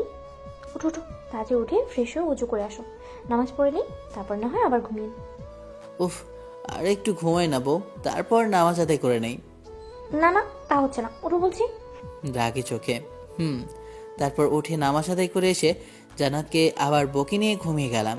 কিছুক্ষণ পরে মনে হলো কেউ জন্য দরজায় ঠক ঠক করছে। কে? ভাইয়া, আমি আলিফ। আর কতক্ষণ ঘুমাবি? এবার তো ওঠো, আম্মু খাবার জন্য ডাকছে তো। খালামণিকে বল আসে তো, এখন যা তো ভাই, 5 মিনিট লাগবে আমার। তারপর আলিফ চলে গেল। আমি জান্নাতকে নিয়ে দরজা খুলে বের হলাম। তারপর যা দেখলাম তার জন্য মোটেও প্রস্তুত ছিলাম না, কারণ আমার সামনে দাঁড়িয়ে আছে আম্মু, আব্বু, ভাইয়া আর ভাবি। আমি তাদের দেখে একদম থ হয়ে গেলাম। এরা এখানে কিভাবে আসলো? আমি ভয়ে ভয়ে আম্মুর দিকে তাকিয়ে বললাম, আম্মু বিশ্বাস করো, আমরা কিছুই করিনি। আর আম্মু, আমি সব করতে চাইনি। এই জান্নাত আমাকে ব্ল্যাকমেল করে এইসব বলতে বাধ্য করেছে। আমার এমন হ্যাবলা মার্কা মুখ দেখে সবাই ফিক করে হেসে দিল, আর জান্নাত গিয়ে আম্মুকে জড়িয়ে ধরল। কি হচ্ছে এইসব? আমরা সব আগে থেকে জানতাম রে গাধা, অমন মুখ বানিয়েছিস কেন? জানতে মানে কি জানতে তোমরা? তোর সাথে যে এই বিয়েটা হলো তা আমারই প্ল্যান ছিল। তোকে তোর খালামনির বাড়িতে আসতে বলা, আর জান্নাত যে তোকে ব্ল্যাকমেল করেছে সেটাও আমারই প্ল্যান ছিল। কি বলছো এগুলো আম্মু? তোমার প্ল্যান ছিল মানে? তোমরা বললে কি আমি জান্নাতকে বিয়ে করতাম না? আর এইগুলো কেন করলে? আমি তো তাই বুঝতে পারছি না। তুই আমাকে ভুল বুঝেছিস, আগে কথা তো শোন। ধুর, তুমি থাকো তোমার বল বোঝা নিয়ে, আমাকে বিরক্ত করবে না। আমার মাথায় যেন কিছুই খেলছে না। ওখানে আর থাকলাম না, কারণ আমার প্রচণ্ড রাগ উঠে গেছে। আর আমার রাগ উঠলে আমি কি করি নিজেও জানি না। আমার থেকে কেন লুকাতে হবে এগুলো? আমাকে বললে কি আমি জান্নাতকে বিয়ে করতাম না নাকি? আমিও তো জান্নাতকে ভালোবাসি।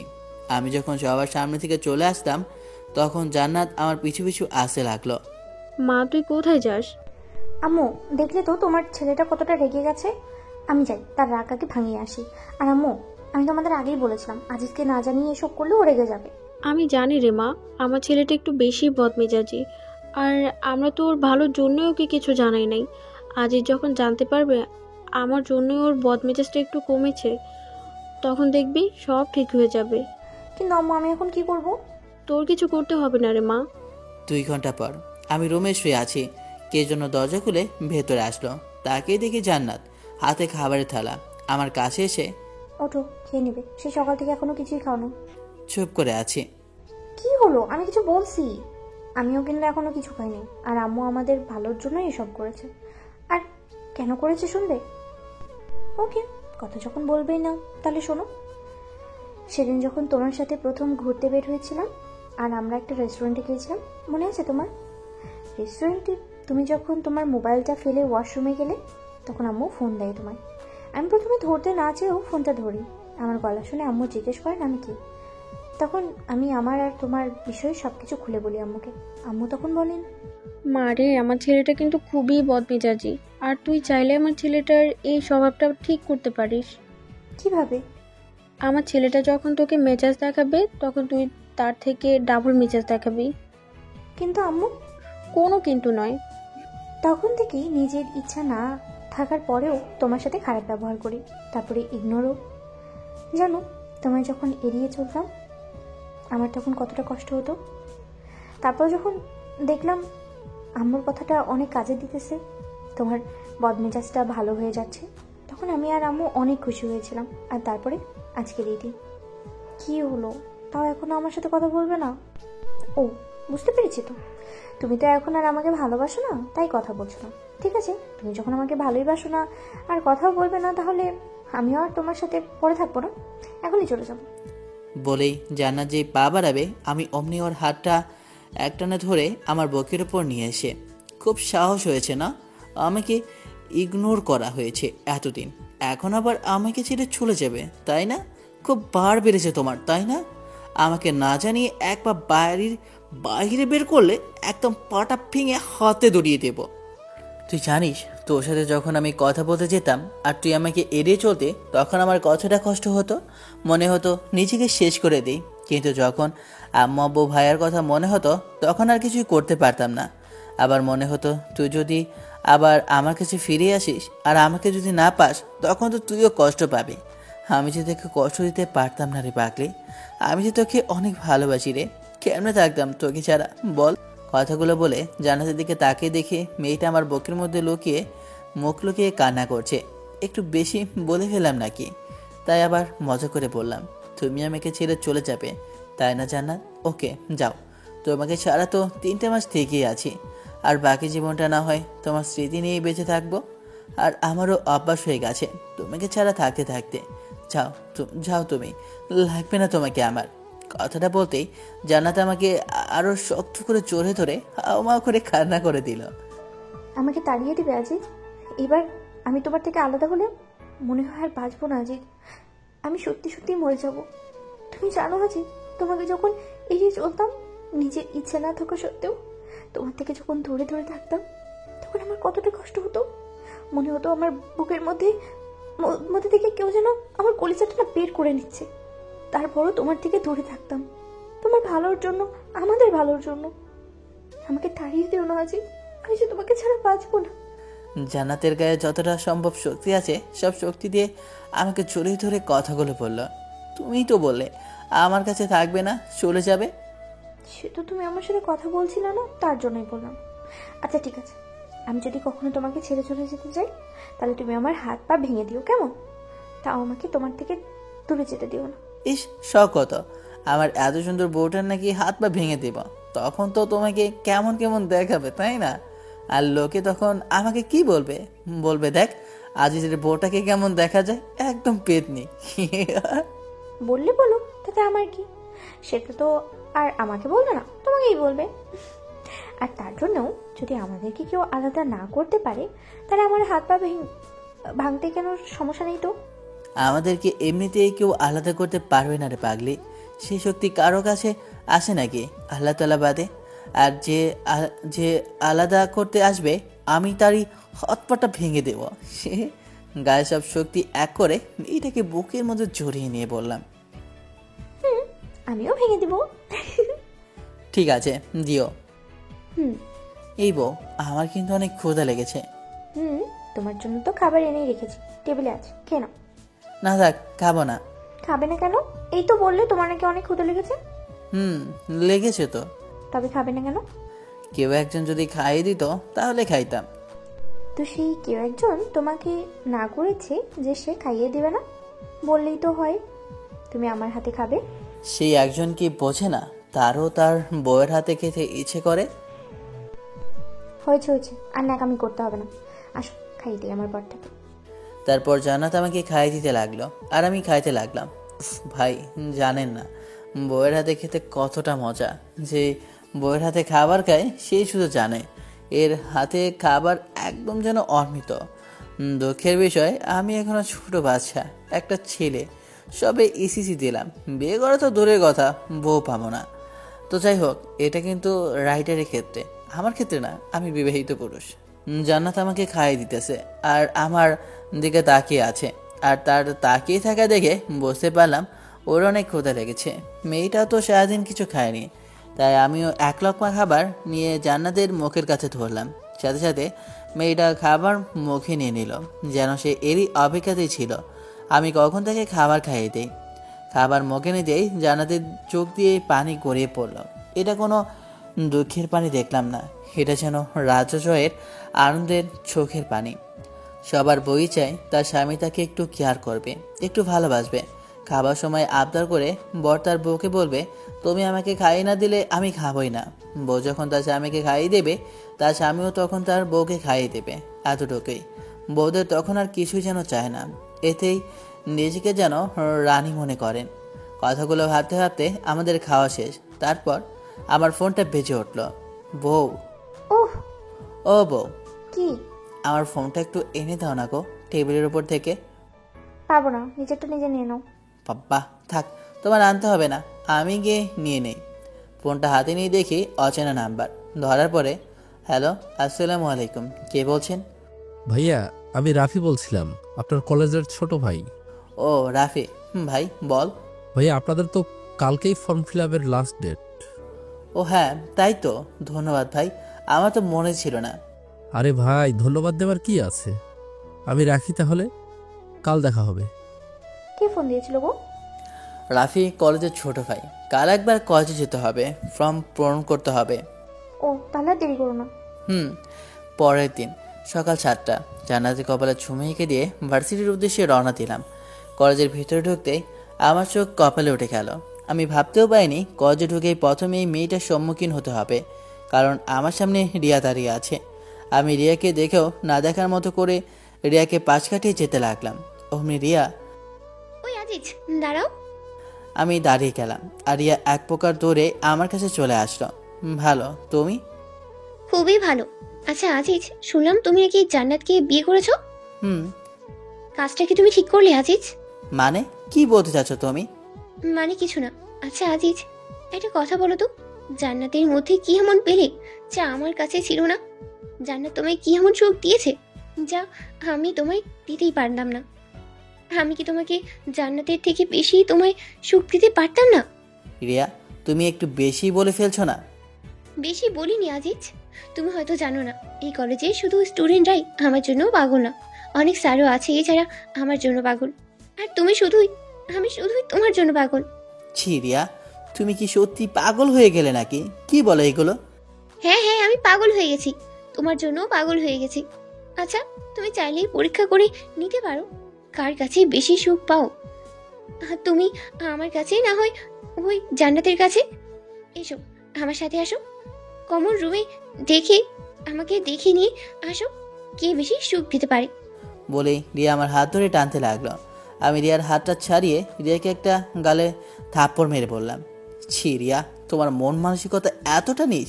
তোমাকে আমি একটা ভালো মেয়ে মনে করেছিলাম, কিন্তু তুমি আমাকে মারলে আজিজ।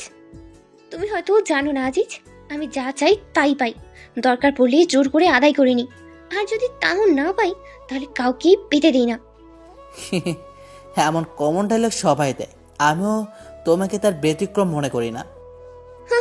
আমি কি জিনিস তুমি এখনো জানতেই পারোনি আজিজ? তুমি কি করতে চাচ্ছ? Wait and see. Oh sorry, তুমি তো বেশিক্ষণ দেখতেও পারবে না। ওই তোরা কোথায়, চলে আয়। সাথে সাথে অনেকগুলো ছেলে এসে আমাকে চারদিক দিয়ে ঘিরে ধরল। তাদের সকলের হাতে হকি স্টিক আর স্ট্যাম্প। কয়েকটা ছেলেকে দেখে চিনতে পারলাম, ওরা রিয়ার কাজিন হয়। দাঁড়িয়ে দাঁড়িয়ে কি তোরা তামাশা দেখবি নাকি কাজ শুরু করবি? না আপু, কাজ শুরু করছি। বলেই আমার পায়ের হাঁটুর গিরাতে একটা বাড়ি মারল। তা সামলাতে না পেরে মাঠের মধ্যেই পড়ে গেলাম। কি হলো, তোরা থামলি কেন? ওর এমন অবস্থা করবি যাতে বুঝতে পারে এই রিয়ার কথা না মানলে কি হয়। তারপর সবাই মিলে আমাকে মারতে লাগলো। ক্যাম্পাসের সবাই আমার দিকে তাকিয়ে আছে, কিন্তু কেউ এগিয়ে আসতে সাহস পাচ্ছে না।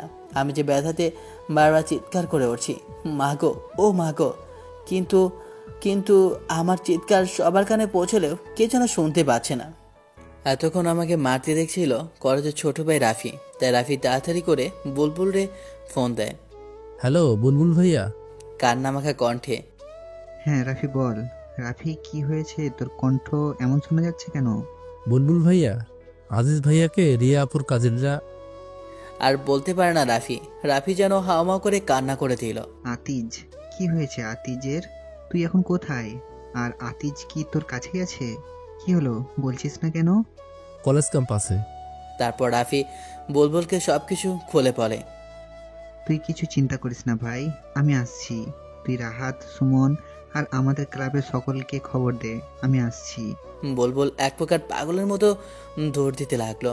রাফি এদিকে রাহাত, সুমন আর তাদের ক্লাবের সকলকে খবর দিয়ে দেয়। সকলে ছুটে চলে আসে কলেজে। এসে দেখে আজিজ জ্ঞান হারিয়ে মাঠের মধ্যে পড়ে আছে। তবুও রিয়ার কাজিনরা আজিজকে মেরেই যাচ্ছে। বুলবুলদের দেখে রিয়া পালিয়ে যেতে লাগলে তাদের কলেজের আসিয়া নামের একটা মেয়ে রিয়াকে ধরে ফেলে, আর সাথে তার বান্ধবীরাও। এদিকে বুলবুল, সুমন, রাহাত ও তাদের বন্ধুরা রিয়ার কাজিনদের ওড়াচোড়া মারতে থাকে। কিছুক্ষণ পর পুলিশ চলে আসে সেখানে এবং সবকিছু পর্যবেক্ষণ করে রিয়া ও তার কাজিনদের ধরে নিয়ে যায়। এদিকে জ্ঞান হারিয়ে মাঠের মধ্যে পড়ে আছি। মাথায় আঘাত করার কারণে মাথা দিয়ে প্রচণ্ড পরিমাণে রক্ত বের হচ্ছে। বুলবুলরা তাড়াতাড়ি করে আমাকে হসপিটালে নিয়ে যায়। তারপর আমার বাড়িতে তার ভাবির নাম্বারে ফোন করে বুলবুল। হ্যালো, কে বলছেন? ভাবি, আমি বুলবুল, আতিজের বন্ধু। কথা যেন বলতেই পারছে না বুলবুল কান্নার কারণে। হ্যাঁ কও, কি হয়েছে? তোমরা কাঁদছো কেন? ভাবের পাশে দাঁড়িয়ে ছিল জান্নাত। কে ফোন করেছে আপু? বুলবুল। দে দেখি আমাকে ফোনটা। হ্যালো বুলবুল ভাইয়া, কি হয়েছে, কাঁদছেন কেন?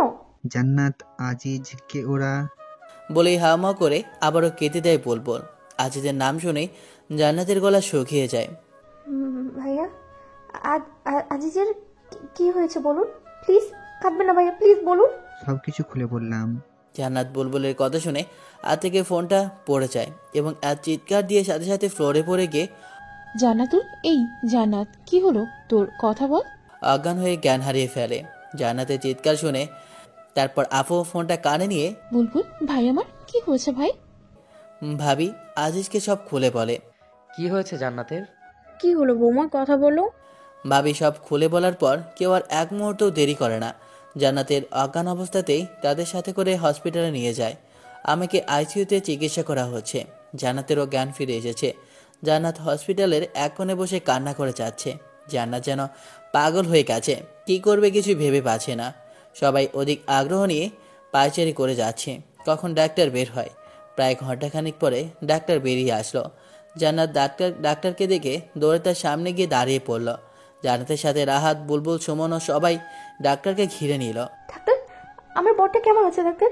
ও ভালো আছে তো ডাক্তার? আমার বরটার কিছু হয়ে যায় না তো, তাই না? বলুন ডাক্তার, বলুন। পাগলের মতো হাওয়া করে কান্না করতে করতে আসলে আমরা।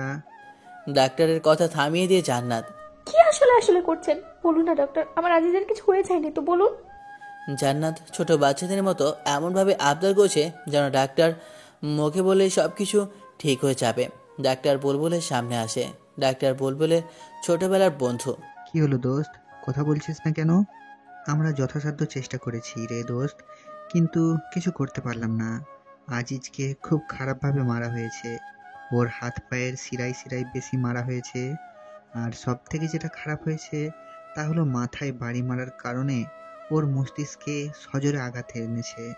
তাই আমাদের হাতে আর কিছু নেই রে দোস্ত।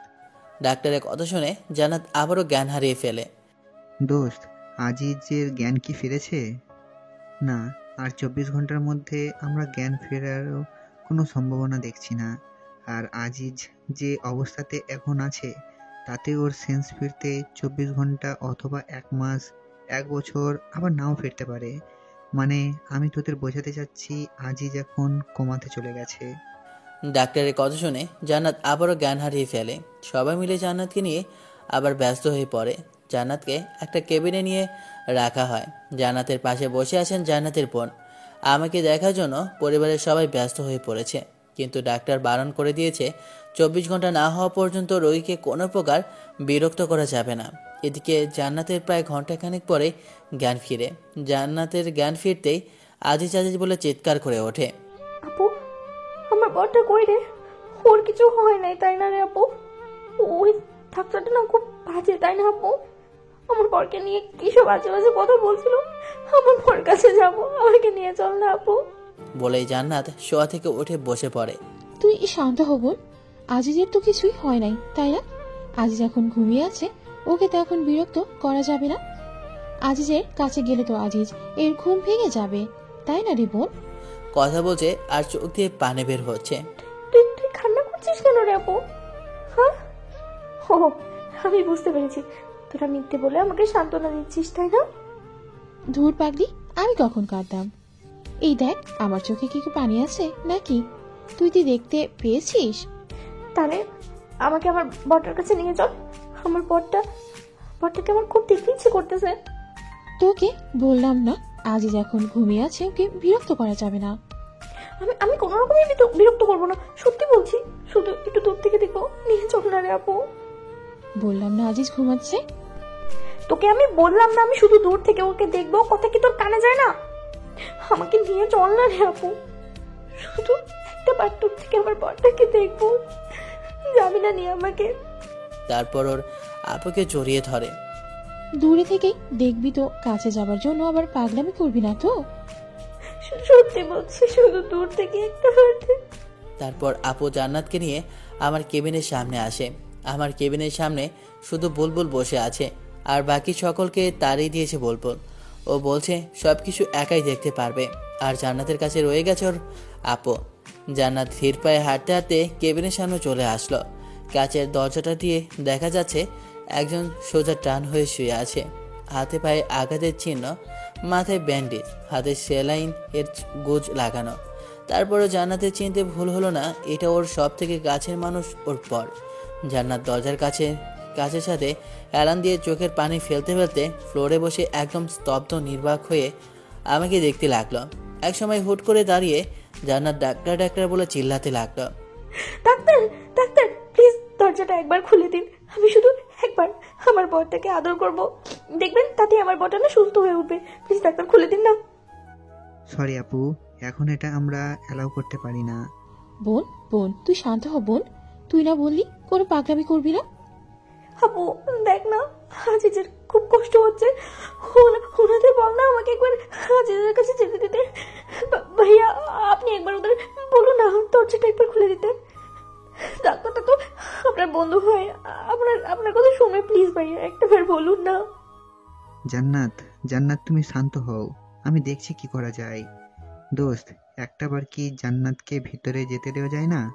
দোস্ত দেখ, এতে হিতে বিপরীত হতে পারে। কিন্তু দোস্ত, একটাবার মেয়েটার কথা ভেবে দেখ, ও এখন কিসের মধ্যে দিয়ে যাচ্ছে। কিন্তু দোস্ত, কোনো কিন্তু নয় দোস্ত, প্লিজ বিষয়টা একটাবার ভেবে দেখ। তারপর ডাক্তার কিছু একটা ভেবে দরজাটা খুলে দেন। জান্নাত একমতো দাঁড়িয়ে না থেকে দৌড়ে ভিতরে চলে যায়। আমার ঠিক পা বরাবর গিয়ে দাঁড়ায়, তারপর বসে পা দুটো জড়িয়ে ধরে বলে, তুমি আমার সাথে মজা করতেছো তাই না বর? তোমাকে জানাই নাই যে আমাদের সম্পর্কের কথা সবাই জানে, তার জন্য আমার উপরে অভিমান করে আছো তাই না? বলো, বিশ্বাস করো, আর কোনোদিন তোমার কাছ থেকে কোনো কথা লুকাবো না। প্লিজ একটাবার কথা বলো, একটাবার তোমার ওই মুখ দিয়ে বলো না আমাকে যে তুমি আমার একমাত্র দুষ্ট মিষ্টি আদরের বউ। আমাকে বলো না, আমার বেদনি বউ। কি বলবে না? দেখো এই পেতনিটারও না খুব কষ্ট হচ্ছে। তুমি বলতে এই পেতনিটাকে তুমি কখনো কষ্ট দিবে না। তাহলে কেন এই পেত্নিটাকে কষ্ট দিতেছো? তুমি না সুরেশ সত্যি খুব স্বার্থপর একটা মানুষ।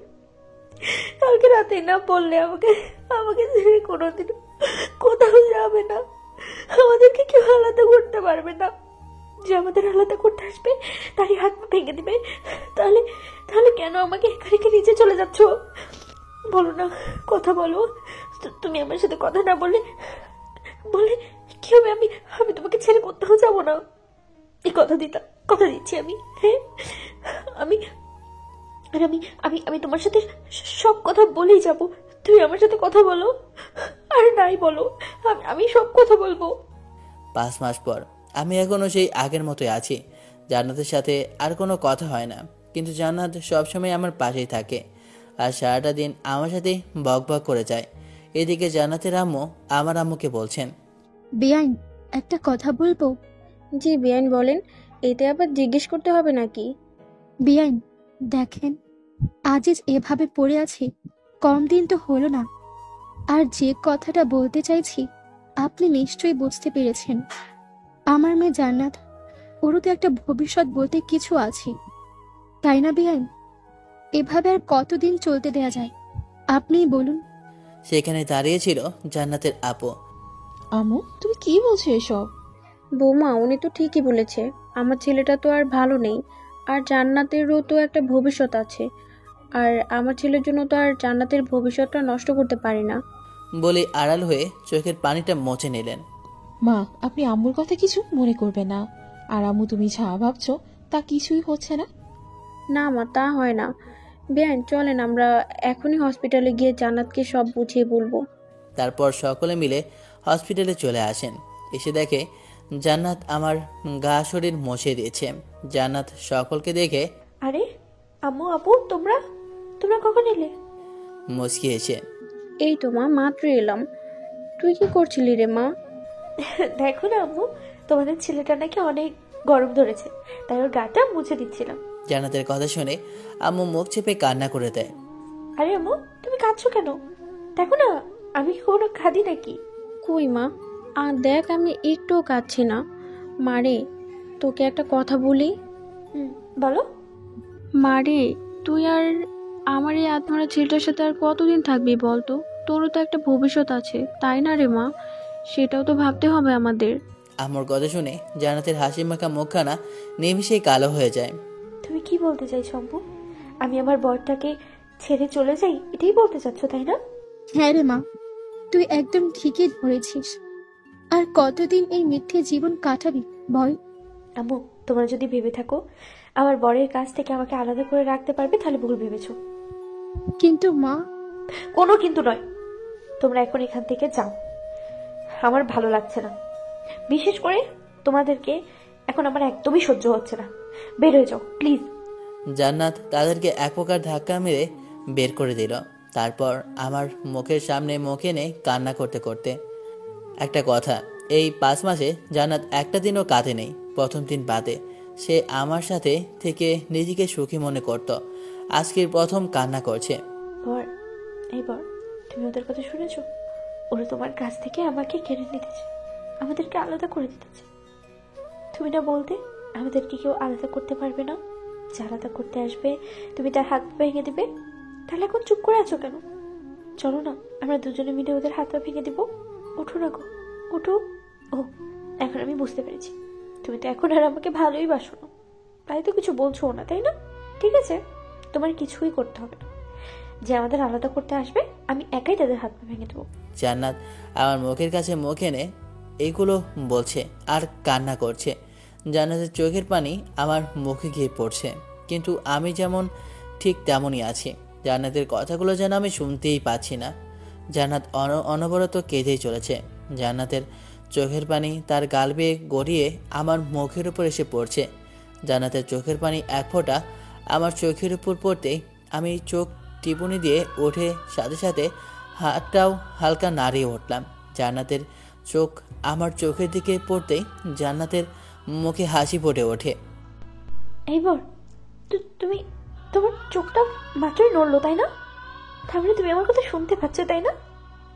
কি হলো, কথা বলছো না কেন? আমি জানি তো তুমি আমার কান্না একদমই সহ্য করতে পারো না, তাই তো চোখের ইশারা করে আমাকে কান্না করতে বারণ করছো, তাই না? বলো। ডাক্তার, ডাক্তার কোথায় আপনারা? প্লিজ তাড়াতাড়ি আসুন ডাক্তার। জান্নাতের চিল্লাচিল্লিতে সকলে কেবিনের মধ্যে প্রবেশ করে। কি হয়েছে, এমন উত্তেজিত হচ্ছেন কেন? দেখুন না, আমার বরটা একবার চোখ নাড়ালো, পরে আবার নাড়াচ্ছে না। আপনি প্লিজ উত্তেজিত হবেন না, আমাদের দেখতে দিন। ডাক্তার আমাকে দেখার পর, হাউ ইজ পসিবল? মানে তুই কি বলতে চাচ্ছিস, ক্লিয়ার করে বলতো দোস্ত। দ্যাটস মিরাকেল দোস্ত। আজিজ এর নার্ভ ধীরে ধীরে সজাগ হয়ে উঠছে দোস্ত। আমরা এর থেকে এখন ভালো কিছু আশা করতে পারি। মিসেস জান্নাত, আপনি যদি চান তাহলে আজকেই আমরা একটা রিস্ক নিতে চাই, ইনশাল্লাহ এতে কাজে দিতে পারে। জান্নাতের মুখের ভাষা যেন হারিয়ে ফেলেছে, কি বলবে কিছুই ভেবে পাচ্ছে না।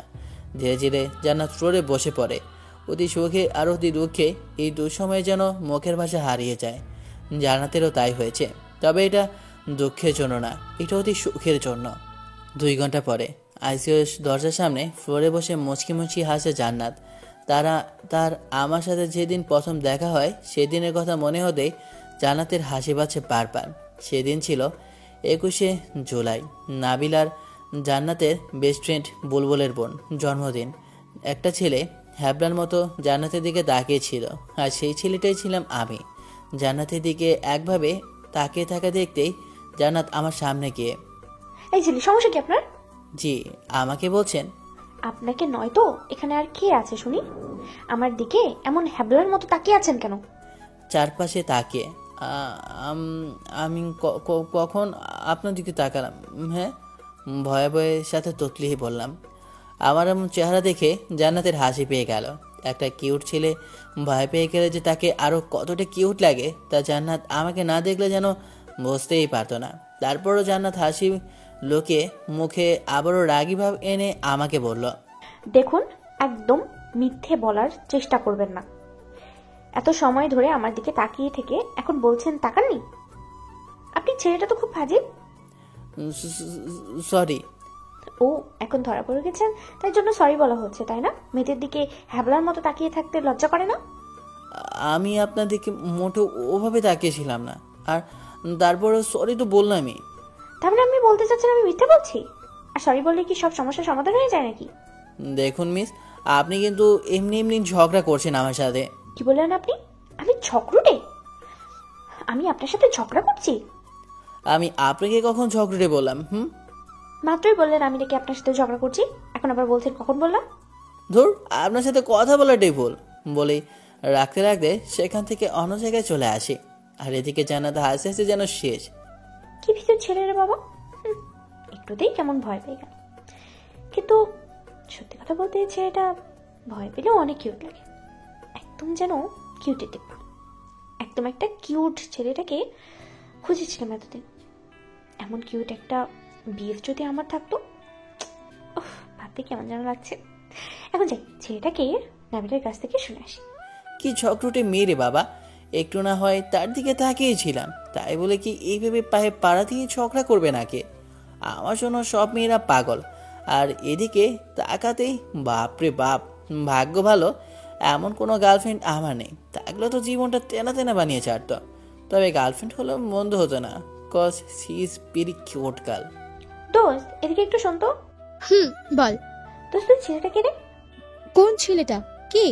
ওই যে বুলবুল ভাইয়ের সাথে দাঁড়িয়ে কথা বললো না, সেই ছেলেটা। ও, ওটা তো আজিজ ভাইয়া, ভাইয়ার বেস্ট ফ্রেন্ড। কেন রে, প্রেমে টেমে পড়ে গেলি নাকি আজিজ ভাইয়া? তোর কি যে বলিস, ছেলেটা আমার দিকে কেমন যেন ড্যাপডাপ করে তাকিয়েছিল, তাই বললাম। কি? আজিজ ভাইয়া তাকিয়েছিল তোর দিকে? আমার বিশ্বাস হয় না। ভাইয়াকে দেখে পছন্দ হয়ে গেছে, আর এখন আমার কাছে এসে ঢপ মারছিস, তাই না? তুই কি বলতে চাইছিস? আমি দেখতে সুন্দরী না? আমার দিকে ছেলেটা তাকায় না, তাই না? আমি কখন তোরে বললাম তুই সুন্দরী না? আমি তো বলছি আজিজ ভাইয়া কোনো মেয়ের দিকে ফিরেও তাকায় না, কিন্তু ভাইয়ার জন্য তো তাদের ভার্সিটির মেয়েরা আজিজ বলতে পাগল। ও তাই বল। কি প্রেমে পড়ে গেলি নাকি রে দোস্ত? তা তো একটু একটু পড়ে গেছি রে দোস্ত, হেল্প কর না দোস্ত। ওকে ডান, বাট ট্রিট কিন্তু দিতে হবে দোস্ত। ওকে, ট্রিট দিব, যা, কিন্তু এমন কিছু করবি যাতে তোর আজিজ ভাইয়া নিজে এসে আমাকে প্রপোজ করে। আমি কিন্তু প্রপোজ করতে পারবো না। ওকে দোস্ত, তাই হবে। তুই শুধু দেখ কি করি। তারপর নাবিলা তার ভাই বুলবুলকে সব কিছু বুঝিয়ে বলে। বুলবুল প্রথমে রাজি না হতে চাইলেও পরে জান্নাতের রিকোয়েস্টে আর বোনের মুখের দিকে তাকিয়ে রাজি হয়ে যায়। তারপর বুলবুল আজিজকে কী যেন বলে, সব ম্যানেজ করে নেয়। কিন্তু তার জান্নাত ও নাবিলা কিছু বলে না। আর সেই দিনে আমি জান্নাতকে প্রপোজ করি। কি রোমান্টিকভাবেই না প্রপোজ করেছিলাম সেদিন জান্নাতকে। জান্নাত, এই জান্নাত, এত কিছু কি ভাবছিস বোন? হাসছিস কেন? আপুর ডাকে জান্নাতের ভাবনার মাঝে ছেদ ঘটে। আরে আপু, তুমি কখন আলে? আচ্ছা, যে অপারেশন কি হয়ে গেছে? চমকে ওঠে। না, এখনো হয় নাই রে বোন, অপারেশন চলছেই। তবে আল্লাহর উপর ভরসা রাখ, এবার তিনি আমাদের উপর মুখ তুলে তাকাবেন যে বোন, ইনশাআল্লাহ। আপু। কিছু সময় পরে ডাক্তার আইসিইউ থেকে বেরিয়ে আসলেন। ডাক্তারকে দেখে সবাই তার সামনে এসে দাঁড়ালেন। বাবা, আমার ছেলেটা ঠিক হয়ে গেছে তাই না? দোস্ত, আজিজ। ডাক্তার, আমার বর। সরি, আমরা কিছু করতে পারলাম না। এই কথাটা এবার বলবো না। আলহামদুলিল্লাহ, অপারেশন সাকসেসফুল। মিস্টার আজিজ এখন সম্পূর্ণ সুস্থ আছেন। ডাক্তারের কথা শুনে সবার চোখ দিয়ে পানি বের হয়ে আসলো। তবে এটা কোনো দুঃখের পানি না, এটা হলো আনন্দের পানি। আমি আমি আমার বরকে দেখবো ডাক্তার সাহেব, প্লিজ। অবশ্যই, কেন না। তবে ওনাকে এখন ঘুমের মেডিসিন দিয়ে ঘুম পাড়িয়ে রাখা হয়েছে। সো এখন ওনাকে বিরক্ত না করাই আমার মনে হয় ভালো হবে। ধন্যবাদ ডাক্তার। জান্নাত কথাটা বলেই কেবিনের দিকে এগোতে লাগলো। হঠাৎ জান্নাতের মাথায় হাত দিয়ে পড়ে যেতে লাগলে আপু তাকে ধরে ফেলে। কি হলো তোর বোন, এমন করছিস কেন? আপু, আমার মাথাটা কেমন যেন ঘুরছে রে। বলেই জান্নাত জ্ঞান হারিয়ে ফেলে। সবাই আবার জান্নাতকে নিয়ে ব্যস্ত হয়ে পড়ে। হট করে মেয়েটার আবার কি হয়ে গেল? জান্নাতকে একটা কেবিনে নিয়ে যাওয়া হয় এবং ডাক্তার জান্নাতকে ভালোভাবে দেখার পর, ডক্টর, আমার মেয়েটার আবার কি হলো? আন্টি, আপনার বৌমার মহা অসুখ হয়েছে। ডাক্তারের কথায় সবাই ঘাবড়ে যায়। কি বলছো তুমি? কি বলছিস দোস্ত, পাগল টাগল হয়ে গেলি নাকি তুই? না, আমি একদম ঠিক আছি। এখন তুই যা, মিষ্টি আনার ব্যবস্থা কর। তোর কি মাথা ঠিক আছে দোস্ত? এই বলছিস জান্নাতের মহা অসুখ, এখন আবার বলছিস মিষ্টি আনতে। কি বলছিস? আমরা তো কিছুই বুঝতে পারতেছি না। সরি দোস্ত, তোদের সাথে মজা করলাম। আন্টি, আপনি দাদিমা হতে চলেছেন, মানে জান্নাত মা হতে চলেছে। ডাক্তারের কথায় সবাই একসঙ্গে বলে উঠল, আলহামদুলিল্লাহ। সবাই অনেক খুশি। শালা, এভাবে ভয় না দেখালেও পারতি। কতটা ভয় পেয়ে গেছিলাম। বাট ধন্যবাদ দোস্ত, একসাথে দুইটা খুশির সংবাদ দেওয়ার জন্য। বাবা, তোমাকে যে ধন্যবাদ দেব ভেবে পাচ্ছি না। প্রথমে আমার ছেলের সুস্থতার সংবাদ দিলে, এখন আবার আরেকটা, আমি দাদিমা হতে চলেছি। কি বলছেন আন্টি? এটা আমার কর্তব্য। তাছাড়া আমি আজিজকে নিজের ভাইয়ের মতোই দেখি, এতে ধন্যবাদ দেওয়ার কি আছে? 6 ঘন্টা পরে আমি এখনো শুয়ে আছি। একবার জ্ঞান ফিরল, আমাকে আবার ঘুমের ওষুধ দিয়ে ঘুম পাড়িয়ে রাখা হয়েছে। জান্নাত শুয়ে আছে আমার বুকের উপর মাথা রেখে। আজ জান্নাত যেন পৃথিবীর সবচেয়ে বেশি সুখী একজন। সে আজ একদম পরিপূর্ণ একটা নারী হিসেবে নিজেকে মনে করছে, কারণ সে আবারও তার স্বামীকে ফিরে পেয়েছে। তার সাথে সে মা হতেও চলেছেন। জান্নাত আমার বুকের উপর শুয়ে থেকে একটা শব্দ শুনতে পেল, আও। জান্নাত আমার দিকে তাকিয়ে দেখে আমি মনে হয় ব্যথা পেয়েছি। তাই জান্নাত যে উঠে যাবে, তখন আমি জান্নাতকে শক্ত করে জড়িয়ে ধরি। জান্নাত যেন এটা কখনোই আশা করেনি। জান্নাত আমার দিকে তাকিয়ে দেখে আমি জান্নাতের দিকে তাকিয়ে ছলছল চোখে তাকিয়ে আছি। আমাকে ছেড়ে চলে যাচ্ছ? আমার কথা শুনে জান্নাত যেন নিজের কানকে বিশ্বাস করতে পারছে না। তারপর তার সাথে আবার কথা বলছে। জান্নাতের চোখ দিয়ে অনবরত পানি ঝরতে লাগলো। কি হলো বউ, আমার সাথে কথা বলবে না? ঠিক আছে, তুমি যখন আমার সাথে কথাই বলবে না, তাহলে আমি যেমন ছিলাম আবার তেমনই হয়ে যাব। এবার মেয়েটাকে থামাইকে। আমার কথা শুনে জান্নাত আমাকে শক্ত করে জড়িয়ে ধরে হাওয়া করে কেটে দিল। আমাকে কষ্ট দিয়ে তুমি খুব মজা পাও, তাই না? তোমাকে এইভাবে দেখে আমার কতদিন কতটা কষ্ট হয়েছে জানো তুমি? তবুও আমি নিজের মনোবল হারাইনি। আমি জানতাম আমার বরটা একদিন ঠিকই সুস্থ হয়ে যাবে। এই কয়েকদিনে একটা বারের জন্য তোমাকে আমার চোখের আড়াল করিনি। আর একবার আমাকে ছেড়ে যাবার কথা ভাবলে না, আমি নিজেই তোমার হাত পা ভেঙে দিব। আর এটা আমি বলে রাখলাম। আমার বউটা আমাকে এতটা ভালোবাসে? নিজের থেকেও বেশি। তোমার যদি কিছু হয়ে যেত তাহলে আমি নিজেই চলে যেতাম ওই রাফিনার দেশে। চুপ, একদম চুপ। আমার এই পেতনিটা থাকতে আমার কেউ কিছু করতে পারবে না নাকি? আর আমি থাকতে আর আমার এই পেতনি বউটাকে কিছুই হতে দেব না রে। খুব বেশি যে ভালোবাসি আমার এই বউটাকে। হয়েছে, আর নাগামি করতে হবে না। এতদিন আমাকে কষ্ট দিয়ে এখন আসছে উনি ভালোবেসে দেখতে। ছাড়ো তো, আমার ব্যথা পাবে তুমি। না, ছাড়বো না। আমি আমার বউটাকে কতদিন হলো আদর করি না, কিন্তু আজ আর চাচ্ছি না। কিছুক্ষণ চুপ থাকার পরে বল। আমার বুকে মাথা রেখে উফ। এই বল। কি? এই বল, শোনো না। বউ, শুনছি তো, বলো না। তুমি কি হতে চলেছো জানো? কি হতে চলেছি? তুমি বাবা হতে চলেছো আর আমি মা। কি? সত্যি বলছো তুমি? জান্নাতকে আরো শক্ত করে জড়িয়ে ধরে। তোর মিথ্যে বলতে যাবো কেন? লজ্জায় আমার বুকে মুখ লুকিয়ে আমি বাবা হব? আলহামদুলিল্লাহ। জান্নাত, তুমি আমাকে সব থেকে খুশির সংবাদ দিলে আজ। তা এখন আমার পাওনা আমাকে বুঝিয়ে দাও। কি চাও শুধু বলো। আপাতত এখন তোমার ঠোঁটটা হলেই হবে, আর বাকিগুলো পরে আমি নিজেই আদায় করে নেবো। বাধা দিয়েছে কে? তোমার জিনিস তুমি বোঝে নাও। আমার জিনিস আমি নিবই তো। বলে জান্নাত আমার ঠোঁটটা তার নিজের দখলে করে নিল।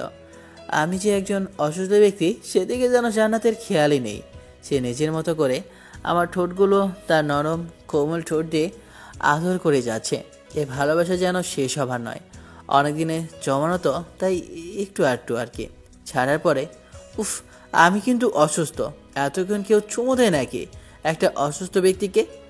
ও সরি, রাগ করলে নাকি? আসো, আদর করে তোমার রাগটা ভাঙিয়ে দেই। বলে আবারও আমার ঠোঁটে তার ঠোঁটগুলো ডুবিয়ে দিল। এটা যেন চুমে খেতে তৃপ্তিই হচ্ছে না, আর মনেও হয় না আজ তার তৃপ্তি হবে বা আমাকে ছাড়বে। তাই আমিও জান্নাতের তালে তাল মিলিয়ে দিলাম। এখন আমরা এক অজানা সুখের সাগরে ভেসে চলেছি। তাই আপনাদের আর আমরা কষ্ট দিলাম না, কেমন? তো সমাপ্ত হবার নয় ভালোবাসা। তো আল্লাহ হাফেজ, টাটা, বাই বাই, আফান, খোদা হাফেজ। এখানেই শেষ করছি। তারপর আর কিছু বলার নাই। ভালো থাকবেন সবাই, আল্লাহ হাফেজ।